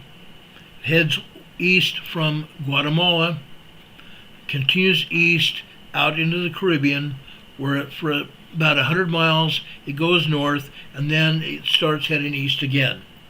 It continues eastbound just south of the Cayman Islands, north of Jamaica. Then it continues eastbound north of Haiti and the Dominican Republic. It's skirting southern Cuba. Then it comes over here and goes continues eastbound north of Puerto Rico. It continues eastbound north of Puerto Rico, even out here. This is about 100 kilometers north of Charlotte Amalie, U.S. Virgin Islands. This is a 3.7 earthquake they dropped off here. Then the Cayman Ridge continues eastbound and out here past the outlying islands here, where we had an earthquake earlier this week. It continues southbound here on the outlying islands here. Then all of a sudden it stops its southbound turn and turns west here into Venezuela. It's called the Cayman Ridge. Major earthquake fault that starts in the Caribbean and comes out here into the Atlantic Ocean, dropping earthquakes all over the place. It happens all the time. Happens all the time. Over here in Panama. This is a 4.3 earthquake here. 4.3 earthquake. It's 5 kilometers, about 2.5 miles southwest at San Ignacio de Tupio, Panama. Okay? That's what's going on here. I want to talk about one more earthquake over here in the United States right here. This is Louisville, Kentucky. Louisville, Kentucky. This is a 1.8 tremor here. Notice where it's at. It's in the mountainous regions here in Louisville. Okay? Basically, the Blue Ridge Mountains, Appalachian Mountains here, it's a continental divide. This is a continental divide earthquake. 1.8 here in Louisville, Kentucky. Okay? Now, I want to take this down and talk to you about earthquakes. Earthquakes that are happening along the New Madrid Fault and on the East Coast as well. Okay? Let's talk about that. I just want to show you this one more time. DJ Daniels, after receiving his credentials as a Secret Service agent from the current Secret Service director, he gives the director a hug. He wants to become a police officer. When he was 7 years old, he was diagnosed as having cancer, brain cancer, and wasn't supposed to live more than 5 months. Now he's 13, talking as if he's an adult. He's an honorary member of 2 different police departments, and now he's a U.S. Secret Service agent at 13 years old. Unreal. What a great kid. What a great kid. All right. Let's go back to the San Andreas. Got San Andreas Fault on the brain. I want to go over here and talk about the New Madrid Fault. Why? Number one, I believe it's important. Number two, we're having a lot of earthquakes here on the New Madrid Fault. A lot. And I'm saying a lot. Okay? The first thing I want to show you is Catfish Pond, Arkansas. Catfish Pond, Arkansas. For about a month now, things calmed down here on the New Madrid Fault. Look at this. This is all tremor activity.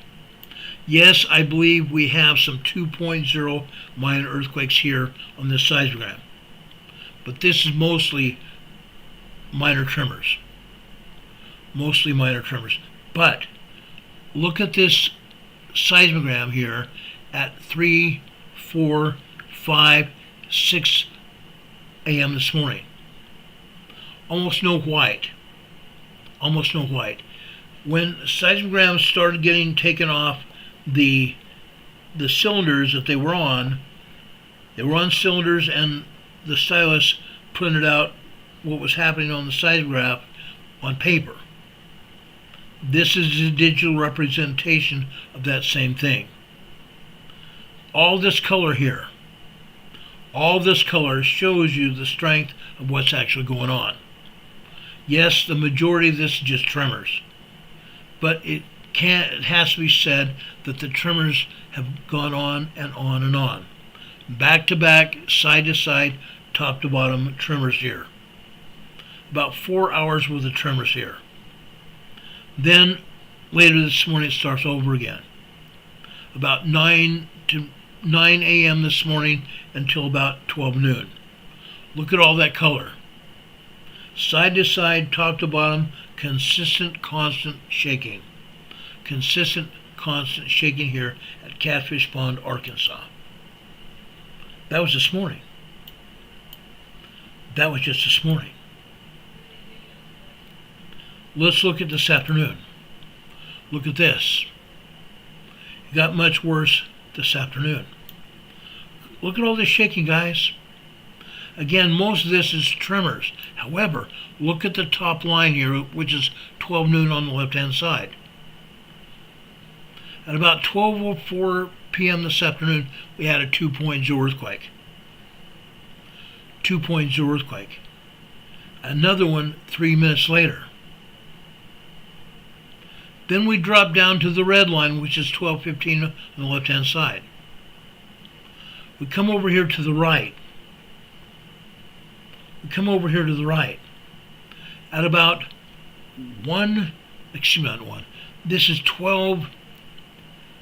12:27 this afternoon, another 2.0 earthquake. We have minor earthquakes and we have tremors here occurring on the New Madrid Fault here at Catfish Pond, Arkansas. Unreal. Unreal. For about a month, we've had very little activity, just basically tremors. Now the tremors picked up. Let's go over Little River, Arkansas. Little River, Arkansas, just north, and it's basically on the outskirts of Little Rock. Look what's happening here. Look what's happening here. Yes, we have tremors here, but we also have some earthquake activity happen. Okay? We have 2.5, 2.8, 2.89, 3.0 earthquakes here. Okay? Let me enlarge this so you can see what I'm talking about here. On this blue line here, over on the left-hand side, it would be 230. Here we've gone over 1, 2, 3, 4, 5, 6 minutes later.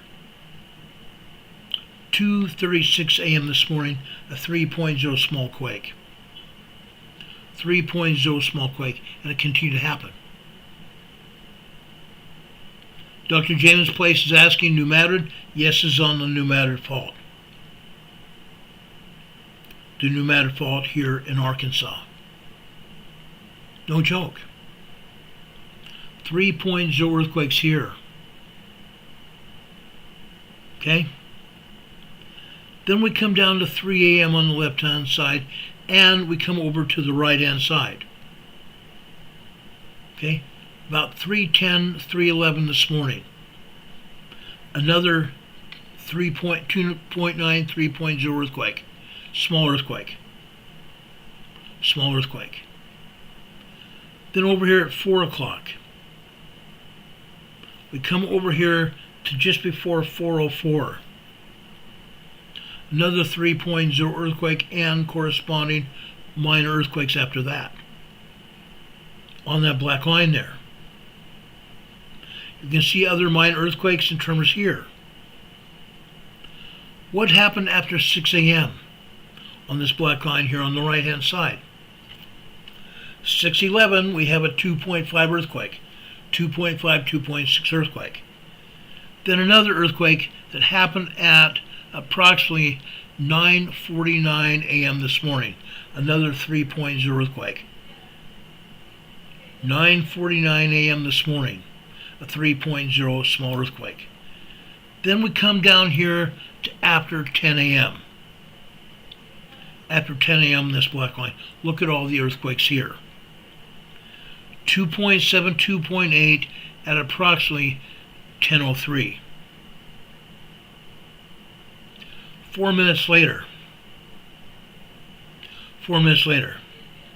approximately 10:07 a.m. this morning, another 3.0, 3.2 earthquake. A minute later after that, this was a 2.8 earthquake. A minute later, another 2.8 earthquake. 2 minutes later, another 2.8 earthquake. This 2.8 earthquake lasts about a second. Then a minute and a half later, we have another 3.0 earthquake. 3.0 earthquake after 10:10 a.m. this morning. 10:10 a.m. this morning. Then we drop down here. Over on the left-hand side on the bottom blue line, we have 11:30 on the left-hand side. Over here, this, folks, is 11:43 a.m. this morning. 2.0 earthquake. A minute and a half later, we have several 2.0, 2.3 earthquakes. Then moments later, just after 11:45, just a few moments later after 11:45 this morning, we have another 3.0 earthquake. Multiple 3.0 earthquakes back to back, in fact. Then we have other seismic events shortly after that, within a minute after that. This is a lot of seismic events happening here, isn't it? It's a ton of them. Little River, Arkansas, just north of Little Rock. Just north of Little Rock. That was this morning. That was just this morning. How about this afternoon? This afternoon. 3 more earthquakes this afternoon. This one on this blue line over on the upper right-hand side here. Okay? Over on the left, this would be 12:30 this afternoon. So right here, we're already over here at approximately 12:41 a.m. or 12:41 p.m. this afternoon. 2.8, 2.9 earthquake. And it looks like there was some point in time where this energy kept hitting back to back to back for about 5 or 10 seconds. Back to back to back for 5 or 10 seconds. Imagine having the ground shake underneath your feet for 5 or 10 seconds. Blow your mind, wouldn't it? Then we have tremors after that. Tremors after that. Then we jump down here to 4:15 over here on the left-hand side. Over here on the right. Over here we have 4:20, I want to say 4:27 p.m. this afternoon. Another 2.9, 3.0 earthquake. Look at that seismic activity for about 30, 45 seconds. Incredible, huh? Incredible. Then it slows down to minor microquakes here. Then over here on the left-hand side again, 4:30 this afternoon, 2.7 earthquakes on the blue line over on the left-hand side. 4:30 this afternoon, and other tremors after that. Crazy, huh? Little River, Arkansas, just north of Little Rock. How about that? Let's jump up northeastbound over here to Mark Tree, Arkansas. Sorry, this is this afternoon's. That's this afternoon's seismogram. Mark Tree, Arkansas, this morning right here. Look at that. Microquakes to start off the day today. At the top left-hand side, that's midnight last night, early this morning. Then you see tremors and minor earthquakes, microquakes, not minor earthquakes here, but minor tremors here. Microquakes and minor tremors until, let me show you this. Let me enlarge this seismogram here. Now you need to know, we need to tell you that for the past 4 weeks, nothing much has happened. All we had here was tremors, nothing more than tremors. But today, the seismic energy has returned. Now we're seeing not just tremors, but we're having earthquakes here. Okay? Just after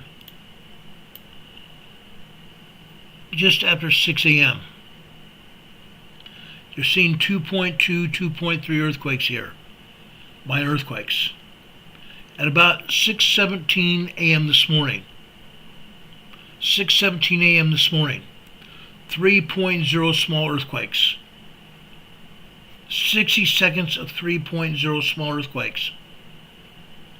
60 seconds of constant shaking beneath your feet. People woke up here. People woke up to the ground shaking, not realizing what it was. Just small earthquakes.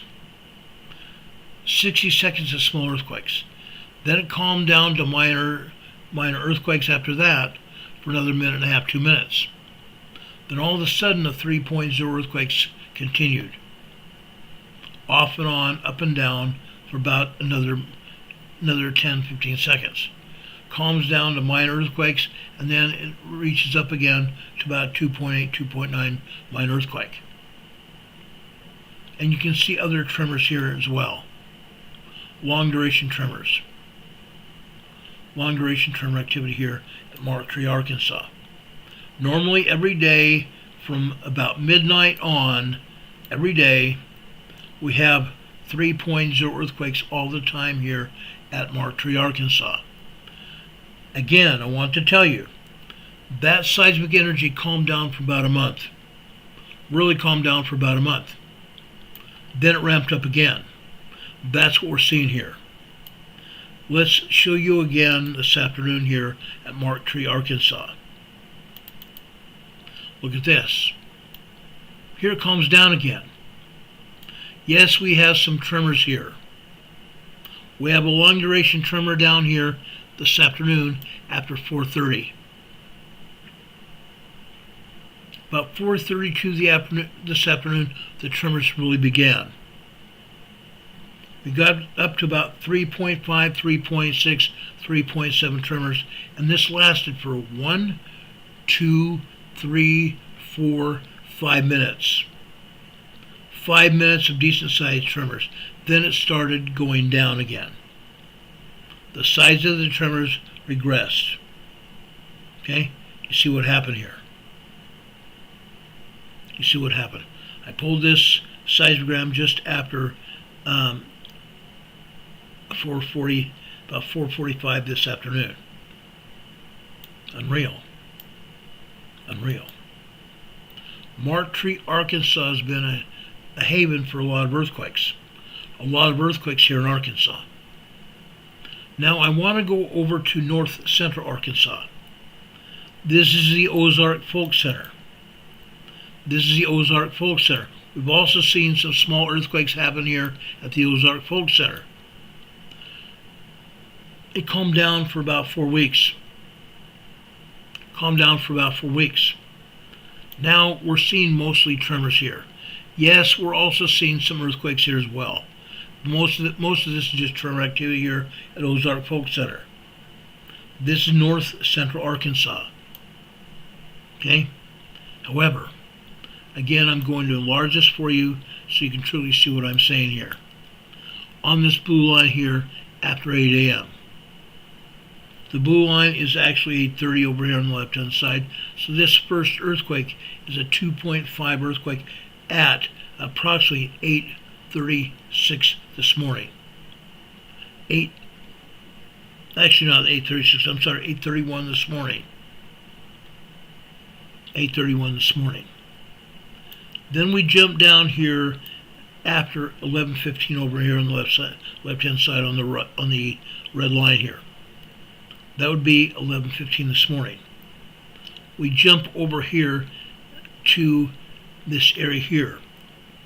11:23 this morning. 11:23 this morning we have a 2.9 3.0 earthquake. Prior to that we have a 2.2 earthquake. Then a 2.9 3.0 earthquake about 60 seconds later.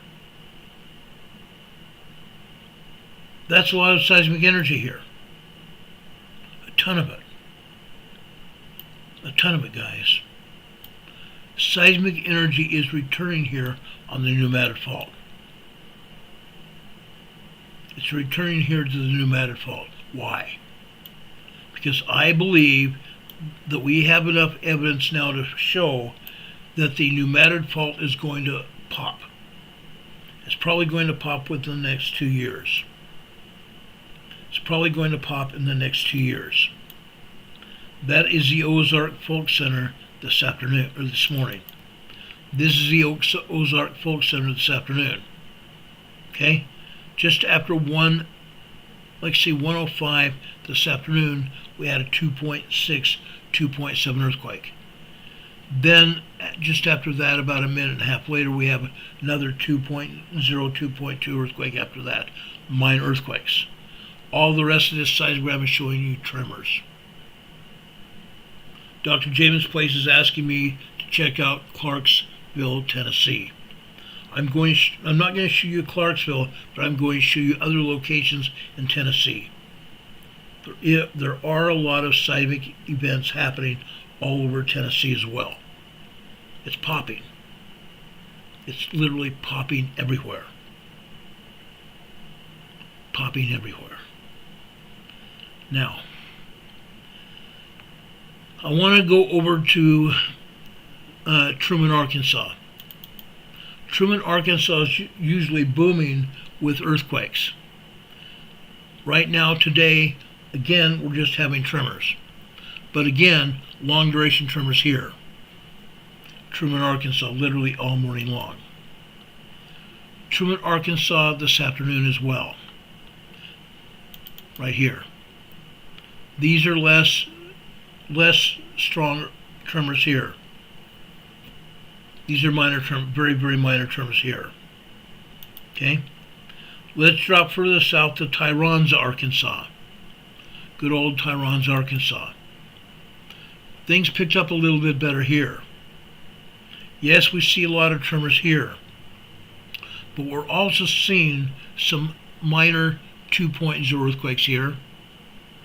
Over on the left-hand side on the green line here. Okay? On the left-hand side on the green line here, and we're now talking about 6:53 this morning. 6:53 this morning, we have a 2.9 earthquake. Minor 2.9 earthquake. Okay? Down here on the blue line at the bottom, you can see other earthquakes happening here, just minor earthquakes. Just minor earthquakes after 10 a.m. this morning in the center of the site, center black line here. There's the bottom. Okay? This will be 10:08 a.m. this morning. Okay? 2.7, 2.8 earthquake. Again, after 10:37 this morning, another 2.8, 2.9 earthquake. down here after 11:30 on this blue line here. This is approximately 11:39 a.m. this morning. This is a 2.93.0 earthquake. 2.93.0 earthquake here.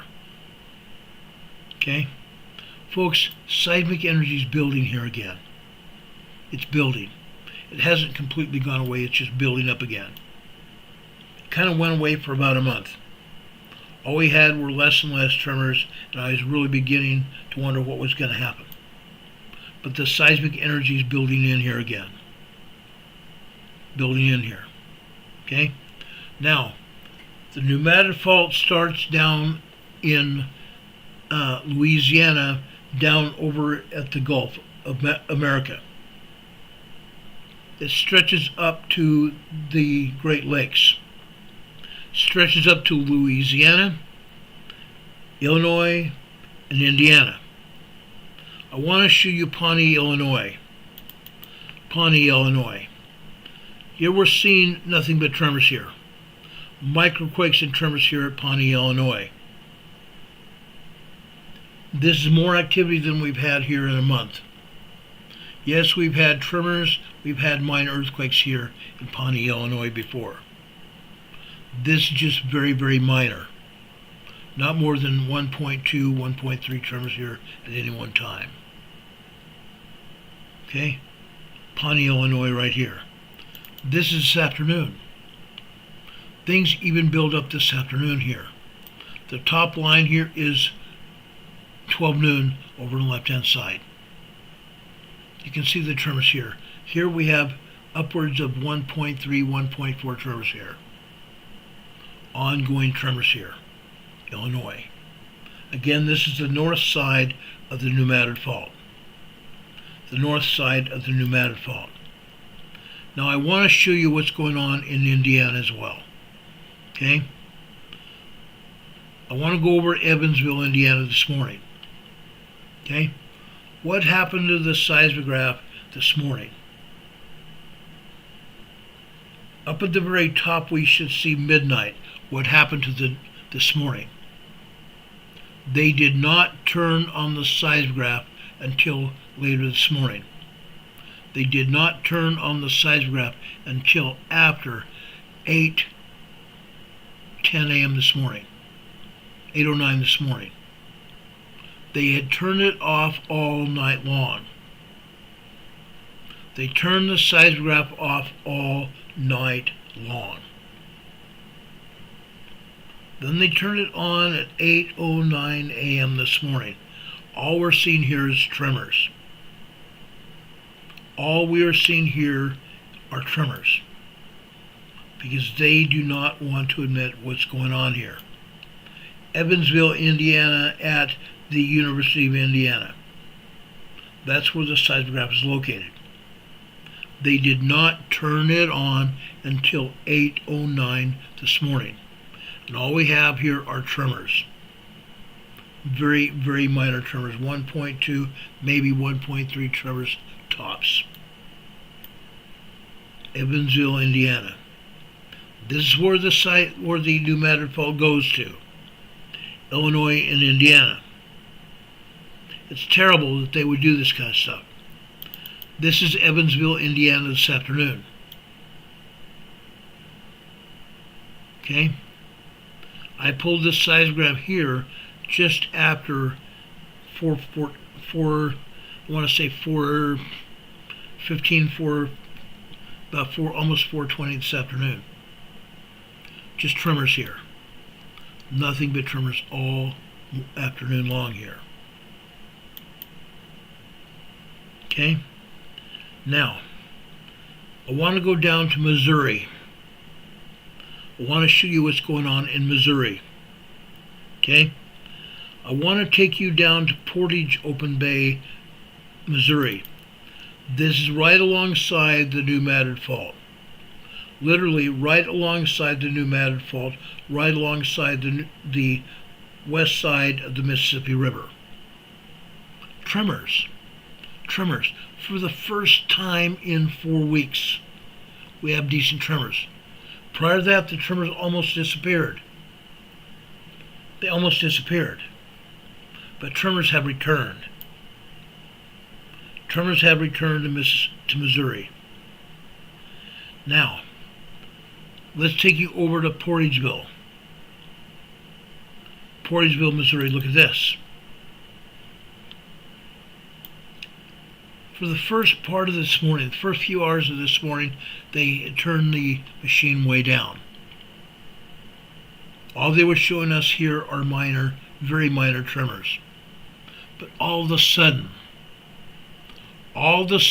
after 3:45 this morning, they turned the seismograph back up. They turned the seismograph back up. Prior to that, they had it turned down. Look what happened. All of a sudden, we are not just seeing tremors, but we're seeing some minor 2.0 earthquakes here as well. Look at that. Tremors and minor 2.0 earthquakes here.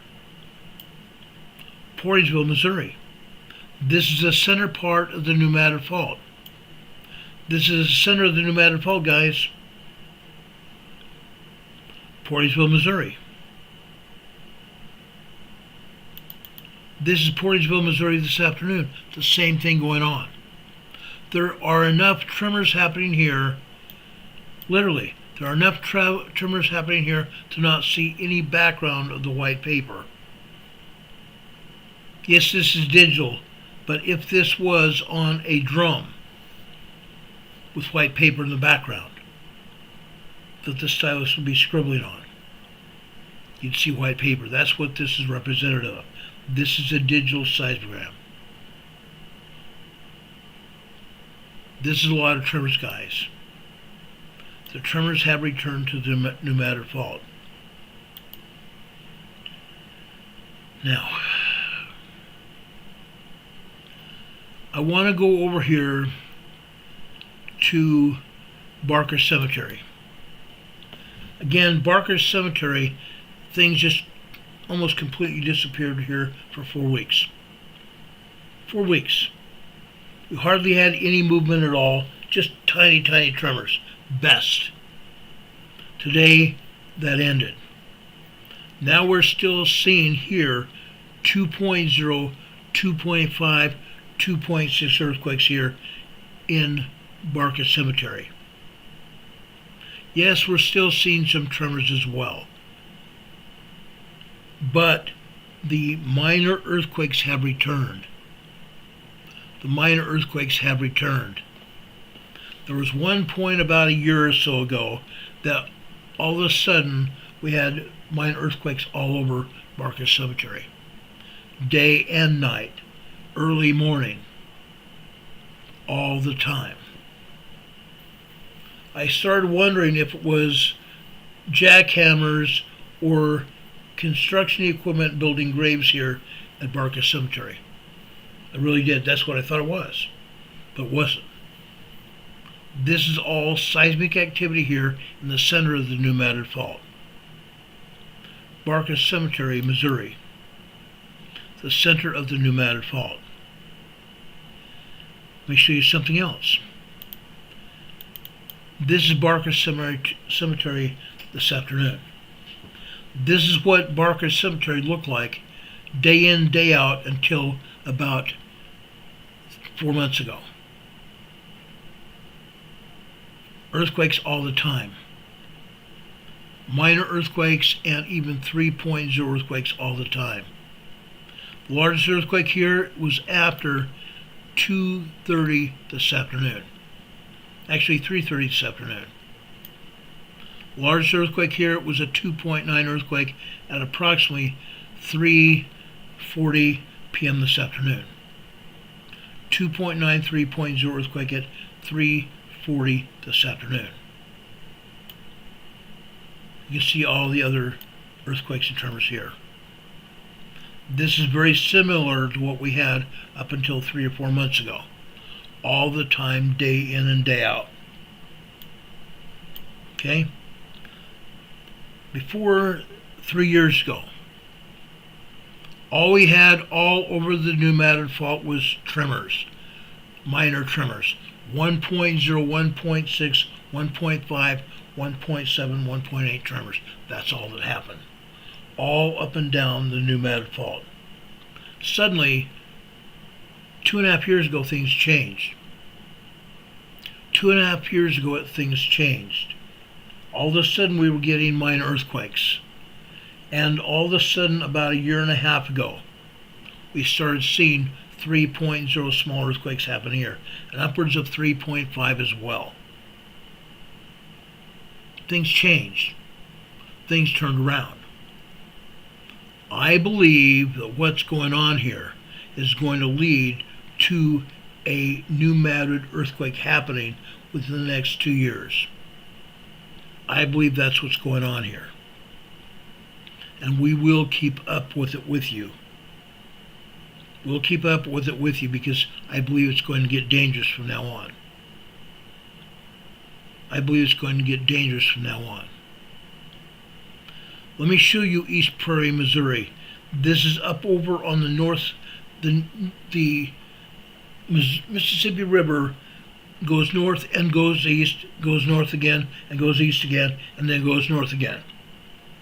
This area around East Prairie is an area where the Mississippi River starts to go east, and just north of there is where East Prairie, Missouri is. Again, it's near the New Madrid, it's right in the middle of the New Madrid Fault. Look at the tremors here. Last week there was nothing here. Last week was almost white paper. Now we're seeing larger and larger tremors here. 1.2, 1.3, 1.4 tremors here. East Prairie, Missouri. I tell you guys, things are turning around. Things are getting larger. Things are getting larger here. Now, I want to show you Guam, Missouri as well. Guam, Missouri is over on the west side, right next to the river. Guam, Missouri. Look what we're seeing here. Okay? These are tremors, long duration tremor activity, just like we used to see over in the Pacific Northwest. We have long duration magma activity. These are long duration tremors. Long duration tremors. Here we're seeing upwards of 2.0 earthquakes as well. Long duration tremors happening 5 or 6 minutes long, encompassing 2.0 earthquakes as well. You can see it here. And over here, after 5 a.m. this morning, look what happens to the stylus here. We get over here about 5:09 a.m. this morning. The stylus starts popping around. The stylus starts feeling tremor activity. All of a sudden we have 2.5, 2.7, 2.8 earthquakes here. That's what we're seeing. Then it calms down to 2.2, 2.3 earthquakes after that. Unreal. Then we come down here after 7:06 a.m. this morning. 7:06 a.m. this morning, we have a 2.7, 2.8 earthquake on the black line. The red line beneath there, over on the left-hand side would be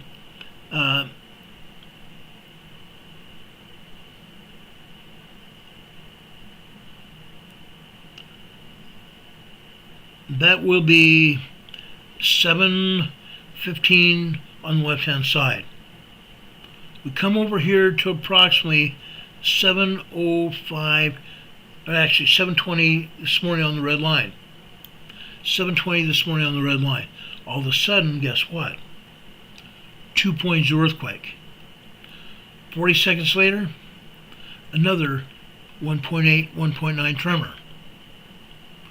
About 40 seconds later, we have a 2.8, 2.9 earthquake. 2.8, 2.9 earthquake. Then we have tremors after that out to the right. 3 minutes later we have tremors. Then we have more tremor activity starting at 9 a.m. this morning. 9:04 a.m. we have tremors lasting about 3 minutes. Dies out. Then over on the left hand side it starts out with 9:15 on the red line. We get over here to about 9:23 this morning on the red line. All of a sudden the tremors light up, don't they? 2.5, 2.7 earthquake. Minor earthquake. Tremors happening for about a minute, maybe a little longer. Then dies down to tremors again. And you can see this tremor activity happening the next hour. Then after 11:06 this morning, almost 11:07 this morning, we have a 2.8, 2.9 earthquake here. 11:08, 11:09 this morning, 2.8 earthquake. Incredible.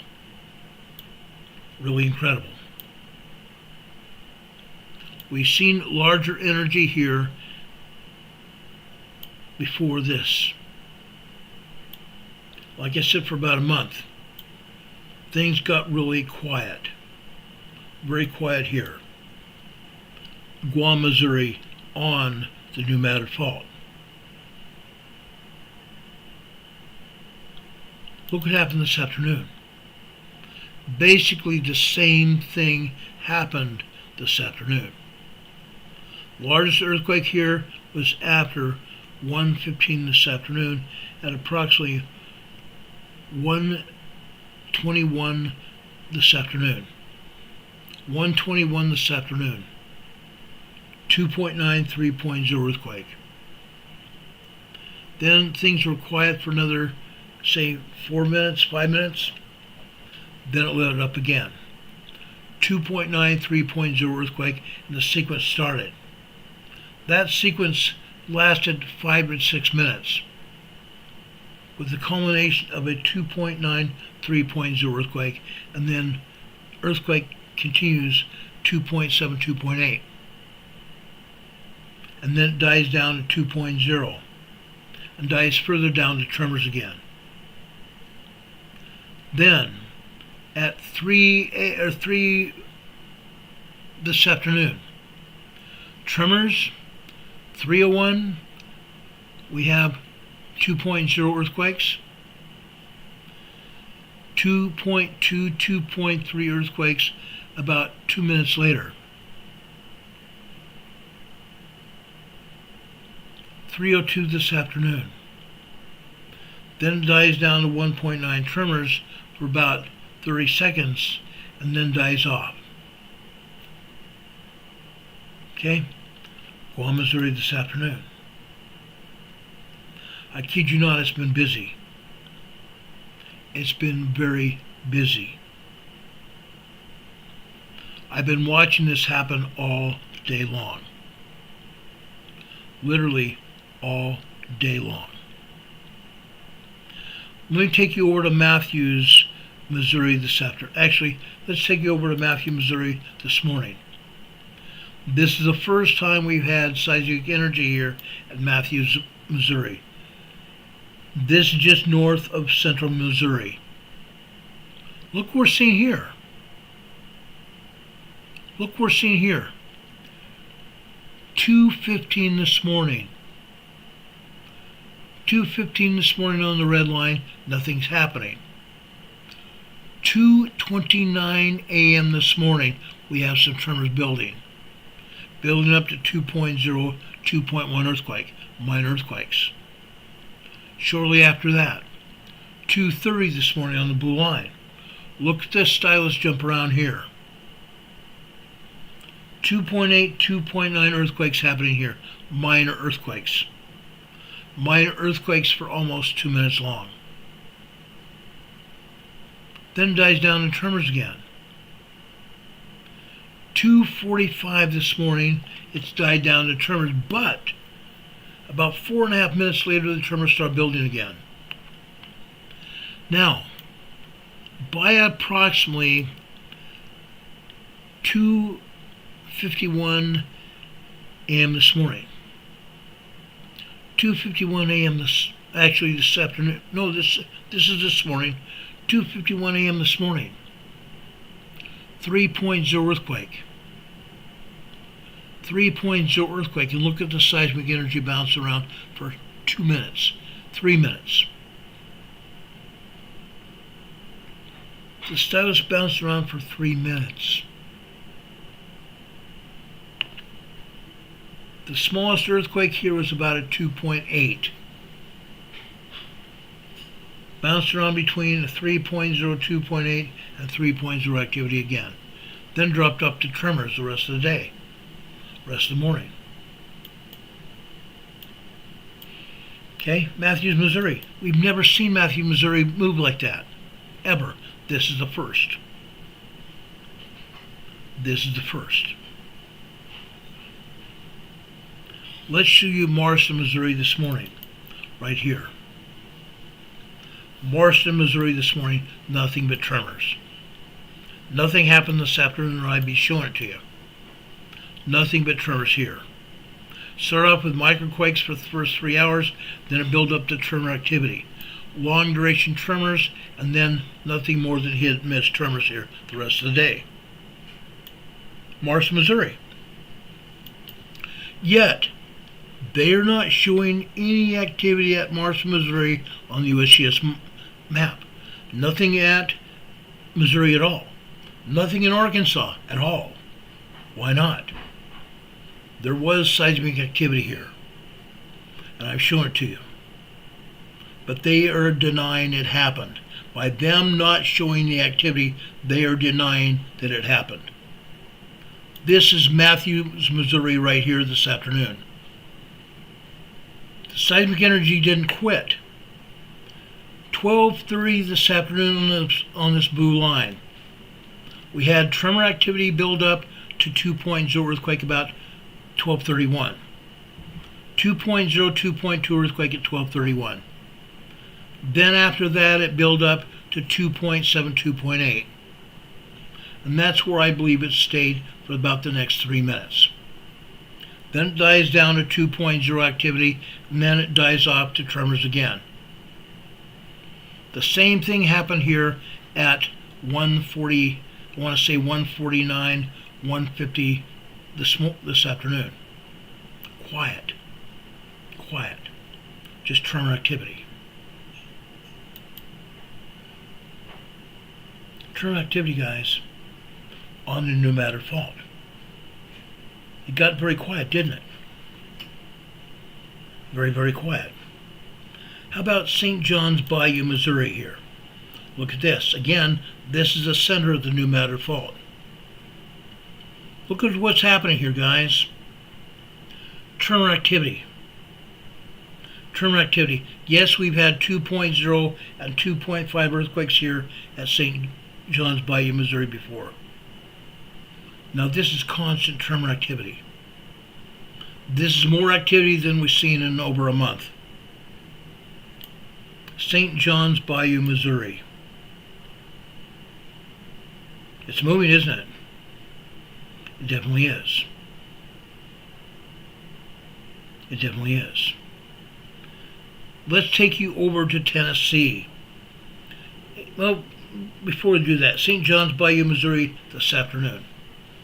Look at all this tremor activity here. Let's take you over to Tennessee and show you what's going on there. I told you I was going to show you Tennessee here, and that's where we're headed right now.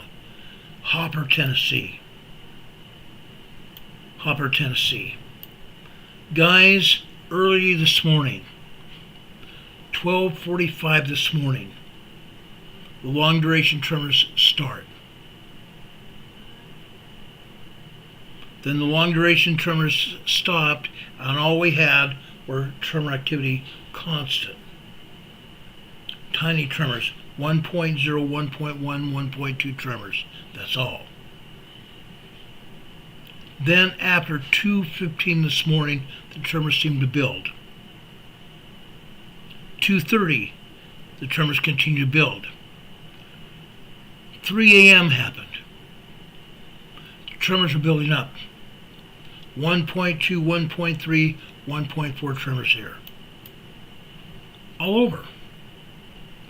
All over, guys. Literally all over. Look what happens this morning. Look what happens this morning. Let me enlarge this so I can show you what's happening. Okay? Look at this earthquake this morning. Okay, this is no joke. After 7 a.m. this morning, 3.2, 3.3 earthquake here. Small earthquake. Small earthquake here after 7 a.m. this morning. 7:06 a.m. this morning, a 3.2, 3.3 earthquake right here. That's what happened. Earthquakes and tremors build up like this.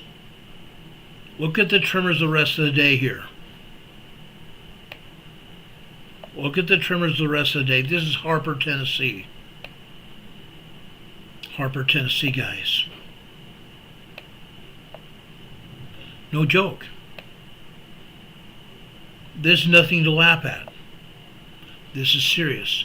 Again, we have not seen earthquakes like this or tremors like this in Harper, Tennessee before. It hasn't happened. It has not happened. Excuse me. Now, I want to go over here to Harper, Tennessee this afternoon. Look at this. The tremors and the earthquakes continue this afternoon here. I'm going to pull this down so you can see what I'm talking about. Okay? Over in this top line on the left-hand side, this is 12 noon. At approximately 12:09, 12:10 this afternoon, we had a 2.0 earthquake. 2.0 minor earthquake.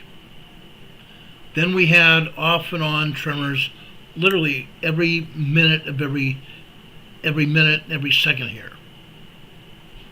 Then at 2:15 this afternoon we had tremors. We come over here to about 2:40 this afternoon. All of a sudden we had 2.0 earthquake. 2.0 earthquake here, guys. 2.0, 3.0, 3.3 earthquake here. 3.3 earthquake here this afternoon. No joke. No joke. Hopper, Tennessee is busy. A full minute of 3.0 activity. A full minute, 60 seconds of 3.0 activity happening here. The ground shaking under your feet. Movement. About 30 seconds later, we had another 3.0 activity. More earthquakes. Maybe 2 back-to-back 3.0 earthquakes. Then we have several seconds later, another 3.0. Then a few seconds later, we have another 3.0, and this time the shaking lasts for about 15 seconds. Small earthquake activity here. Okay? 3:32 this afternoon, it happens again. 3:32 this afternoon, it happens again on this blue line on the left-hand side. 3.0 earthquake happened again, this time lasting 45 seconds. Then another minute goes by, and another 3.0 earthquake happens again, and this time the shaking lasts about 7 or 8 seconds. Unreal. Then we let about 7 or 8 minutes go by, and we have another round of 3.0 seismic activity. That seismic activity lasts about 30 seconds. 3.0 shaking lasts another 30 seconds here. Then we have tremors, and then it happens again. Then it dies down to tremors, and then it happens again. This time lasting about 10 or 12 seconds. Then it dies off to nothing more than tremors again. Long duration tremors. Look what is happening on the New Madrid Fault, guys. Look what is happening on the New Madrid Fault. You folks that live here in Missouri need to get used to this. You need to get used to this. Yes, we've talked about earthquakes here on the New Madrid before. We talked about earthquakes happening on the New Madrid Fault here before. It's come back. They returned. Let's go over Ridgely, Tennessee. Look at this. There is a penitentiary, United States Penitentiary here. Ridgely, Tennessee. That's where they put the seismograph here.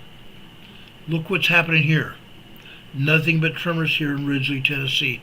Yes, we've had earthquakes here before. This is constant tremor activity. Side to side, top to bottom, side to side, tremor activity, one tremor after another. This is constant and consistent. Constant and consistent tremor activity here. Ridgely, Tennessee. Let me show you Ridgely, Tennessee this afternoon. I want to show you what's going on. Everybody needs to understand what's happening here. Look at this. Constant tremor activity. What I believe is going to happen, for another couple days we may see nothing but tremors. Then all of a sudden we're going to see earthquakes return here. 2.0, 2.5, 3.0's return here to the Ridgely, Tennessee area. Lanaville Costa is busy, busy, busy. You're absolutely right. Angel Files is here. Thank you for being here. Appreciate you. Trish is here. My dear friend Trish is here. God bless you, Trish. We appreciate you. Trish has been a longtime friend of mine, a longtime friend of our family and our EMA family here. I'm talking about my wife and I being friends of ours and also friends of our EMA family here. We appreciate and love you. We really do. This is serious, guys. Seismic activity is returning to the New Madrid Fault. It left for about a month and it's back. It left for about a month and it's back. Does anybody have any questions about what we're seeing here? This is serious. Seismic activity has returned to the New Madrid Fault and it's serious. It's returned with a vengeance. We've seen tremors and we've seen small earthquakes. Small earthquakes ranging in size from 3.0 to 3.3, 3.4 small earthquakes. Big enough earthquakes for people to feel. Now from here, I think the earthquakes are going to get larger, going up to 4.0, 4.5. These 4.0, 4.5 earthquakes are moderate earthquakes. I don't give a flying rat's frosty keister what USGS calls them. They can call them light all day long. Last year, about April last year, they started calling them light. They have been calling them moderate for years. I am calling them moderate still because light earthquakes don't cause damage. But moderate earthquakes do. We're going to start seeing 4.0 moderate earthquakes and even probably upwards of 4.5 earthquakes that can cause damage here on the New Madrid Fault. Knocking pictures off of walls, knocking dishes out of cupboards, rattling glasses, rattling plates, knocking books off of bookshelves, knickknacks off of shelves, and knocking things off of tables. It's going to happen. We are going to see this happen as seismic activity builds here on the New Madrid Fault. Guerin, cotton picking teed. It's going to happen. Angel Files, we really appreciate you being here. We appreciate everybody that's been here tonight. We really do. I want to thank you all for being here. It means a great deal to us. It means a lot to me. Now, I want to urge all of you to share this program far and wide. Share it to your friends, your neighbors, your family, your extended family, the people you work with, and also to the people you associate with on social media. The program that I've shown you tonight is important, not just because of the political ramifications with this country. Good things are happening. But now I've shown you seismic activity returning to the new matter fault. Seismic activity returning to the new matter fault. This is important. I believe this seismic activity is going to get bigger and more real and get people's attention by causing damage. I believe that's where we're going with this. We need to be ready. We need to be ready and stay ready. Okay? I'm not kidding. We need to be ready and stay ready. We need to stay prepared. We need to stay prepared. Because if we stay prepared, we're going to be ready for anything that happens. We're not going to be too surprised, and we're also going to be able to handle anything that happens. It's not going to kill us. It's not going to hurt us either. If it hurts us, then and only then will we recover ourselves and become one better and one stronger person. That you can count on. You can take that to the bank. Also, please remember, besides sharing this information, it's very important to leave comments after this program is finished. In the comments section just below this video today. Okay? Again, you can help support this program, one, by Super Chat, like several people did tonight. Second, you can help support us by sending us donations to our post office box at 104 North Green Street, box 105, Morganton, North Carolina, Morganton, North Carolina. The zip code here is 28655. You see our email address also scrolling along the bottom of your screen here. Okay? You can also support us by sending us donations to our PayPal and donations to our Venmo locations. We've had very few donations at all during the past 30 days. That needs to pick up. Okay? We have a post office box that's due to be paid on March 20th. If donations don't pick up, we're going to cancel the post office box. The post office box costs about $120 for 6 months. We can't afford it without you helping, without you supporting this, our post office box. It costs money to keep this program on the air. I started the post office box about 5 years ago after I started this program, because we had a lot of people that wanted to send us letters and packages here. We appreciate that. We still do. But we haven't had a letter or a package in over a month. I cannot see keeping this post office box active past March 20th if we don't see an increase in cards and letters and donations to our program. We just can't afford it. Like I said, we just got through paying a $253 bill to keep bandwidth for this program to broadcast with. Okay? Typically, we have 1,000 people that watch this program on a daily basis. We've had as much as 17,000 people here just a month ago. 17,000 people saw our broadcast a month ago. I want that to return. It can return if you guys help share this program far and wide. Okay?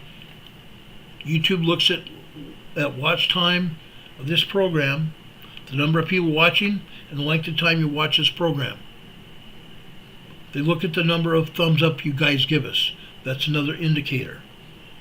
Look at the number of comments that you guys leave at the end of our broadcast. We appreciate that a lot. So please help support this program. We really do love you. We want you to help keep us on the air. It's all up to you. It's very much up to all of you. Now, I have been doing a devotional at the end of our program for several years now. I'm going to continue that tonight.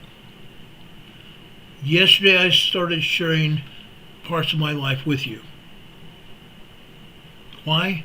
Because I want you to know what, one, we're doing, and two, something that might also help you. I'm talking about sacredness in our lives. Okay? Tonight I'm going to start talking about the 4 laps. The 4 laps is if we're running. Running towards a sacred purpose. Running towards a sacred purpose. Life in many ways mirrors a relay race. We run through its course, transitioning from one lap to another. Each phase signifying growth, realizations, and a deepening of purpose. Now, I have understood most of my life throughout my life. I've understood it. I've encountered troubles, I've encountered turmoils, and I've encountered joy, and I've encountered sadness. I've understood my life through these 4 laps. Each lap has brought with it challenges, achievements, and ever-evolving sense of purpose. The first lap, my youthful beginnings. Yours and my youthful beginnings. The first lap, the maiden lap, was about finding my footing. It was a time of innocence, making mistakes, stumbling, learning, and getting back up. Above all, surviving. The raw energy of my youth propelled me forward, as most of us did. I relied on instinct and the foundation values that were instilled by my family. Foundational values. Remember that one. It was not just about standing on my own 2 feet, although I heard my father say stand on your own 2 feet many times, but also understanding the world around me. It was like a novice runner. A novice runner. Back in high school, I became a runner. By the time I was a senior in high school, I held an unofficial high school record for the mile. I liked running. I enjoyed running, although I did not run for track and field. I enjoyed running. I ran when I was a police officer to either catch the bad guy or get away from him. I still enjoyed running. I stumbled throughout my life, and I also gathered pace. I learned how to dodge obstacles, and I kept my eyes on the horizon. I kept my eyes on the horizon. Let me talk about the second lap. Seeking stability and success. Seeking stability and my success. As I entered my second lap, the world began to make more sense. I drew inspiration from my father's work ethic. My father worked hard and long. He started selling insurance. He also worked part-time as a Navy Reserve person. Worked hard. Helped put food on our table. Sometimes food became very scarce, and we each had to draw from our experience and help our mother and dad put food on the table. But I drew inspiration from my father's work ethic and the allure of what he accomplished. He became a mason. He built fireplaces. He built walls. It wasn't just fireplaces. He drew art. He drew art in fireplaces. As he built fireplaces out of rock, out of brick, and out of blocks. He did a lot of work. He made those fireplaces and walls sparkle like no other person could. As he worked, I worked. I sought stability in my life. Each place where I worked, I worked on. And every person I ever worked with interacted with me and added to my experience. Success was not just a goal. It became a reality. This particular lap taught me about consistency, about not just dreaming, but also doing. The third lap is harnessing my success and embracing significance. The adrenaline of this initial success could have easily dizzied me because I became very successful. But this third lap was about channeling my success into creating lasting significance. Creating lasting significance. It was no longer just about personal achievements, but about the lives I was touching. About the lives that I was touching. This occurred about the end of my high school years to the time I went to Sweden for the first time, being completely on my own. I'm trying to share experiences with you to help you realize not just what I've done, but help you realize that you can achieve the successes that I have in your own lives. But again, this is no longer just about my own personal achievements. This was interacting with other people and enjoying those experiences, and also sharing experiences and growing. A lot of growth. Knowing about the lives that I was touching.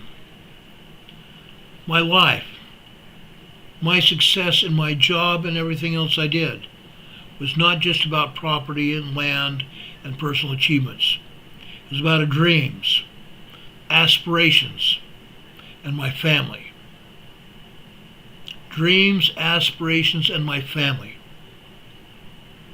After I got home from serving a mission for my church, I began my own family and continued on my lap. I was helping shape futures, helping shape not just my own future, but the future of my children, the future of my family. And I helped them shape their lives. A responsibility that I still hold sacred. I hold that sacred responsibility of shaping the lives of my family and those people that I touch with you. My fourth and current lap I call the gun lap. The gun lap. My sacred run. As I navigate this last lap, my perspective has evolved profoundly. With stability and the success I've had in my law enforcement career and now my career with you. Okay? The success of my endeavors are my bedrock. The success of helping all of you prepare with what we know about what's happening in our communities, in our states, cities, in our towns, and our country. We're growing more and more prepared. We're becoming more and more successful. We're achieving our goals. My focus shifts now towards a higher and more sacred purpose. A more sacred purpose. I wish more than just like to be a businessman. Been there, done that. I aspire to be an instrument in the hands of the Lord. And I plan on finishing this lap strong. I am completely determined to finish this race with my head up. My profession as a law enforcement officer and an emergency manager has given me a unique platform. A platform that I now wish to use not just for worldly achievements, but to shine a light on deeper convictions. Shining a light on deeper convictions. I want to illuminate the path of Jesus Christ for others. I want to illuminate the path of Jesus Christ for others. That's why I'm doing what I'm doing. My interactions are not just transactions. They are opportunities to share, inspire, and guide you and other people, and guide my family. Every place that I go, I try to help someone to be feeling more secure in where they're at. And this is also an opportunity to sow the seeds of faith. To sow the seeds of faith, hope, and love. Just like Jesus Christ said when he talked about charity, the full love of God.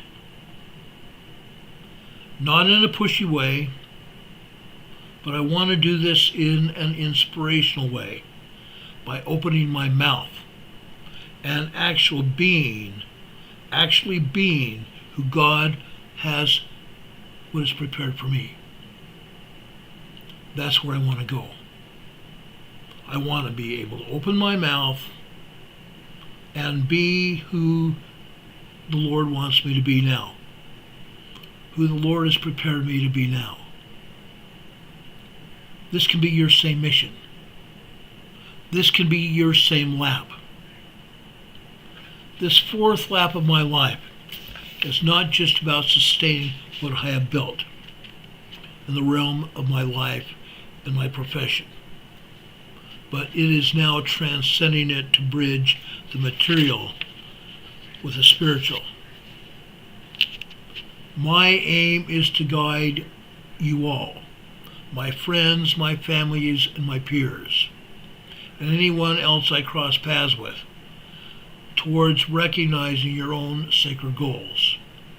Your sacred goals and my sacred goals in our lives, to help us seek and navigate these spiritual laps with conviction and with purpose. Navigating our spiritual laps with conviction and purpose. Every relay race that I've ever run required endurance, strategy, and a vision. Endurance to complete the race. Strategy, how I was going to do that. How I was going to run that race and run it well. So that I was not just survive the race, but try to win and be at the forefront of the racers. My own fellow workers, my partners, my work family. Now it's all of you. I am running this race with all of you. I am running this sacred lap with strategy and a clarity to integrate my faith into every aspect of my life and my work. I'm trying to ensure my every action resonates with divine intent. My every action resonates with divine intent, meaning the Savior trying to guide me to help each of you. My vision is where I help others, not just secure your dreams and your homes and your families, but also find your spiritual homes. Find your spiritual homes. In doing so, I hope and want to guide those of you closer to Jesus Christ and your sacred and highest purpose and your aspirations. As Jesus says in John chapter 14, "In my Father's home are many mansions. If it were not so, I would have told you. I go to prepare a place for you. And if I go and prepare a place for you, I will come again and receive you unto myself, that where I am, there ye may be also." John 14, verses 1 through 3. There is so much to look forward to, brothers and sisters. There is so much to look forward to. But as I dream about this special place, as I personally dream about this special sacred place, I still have one final lap that I need to run.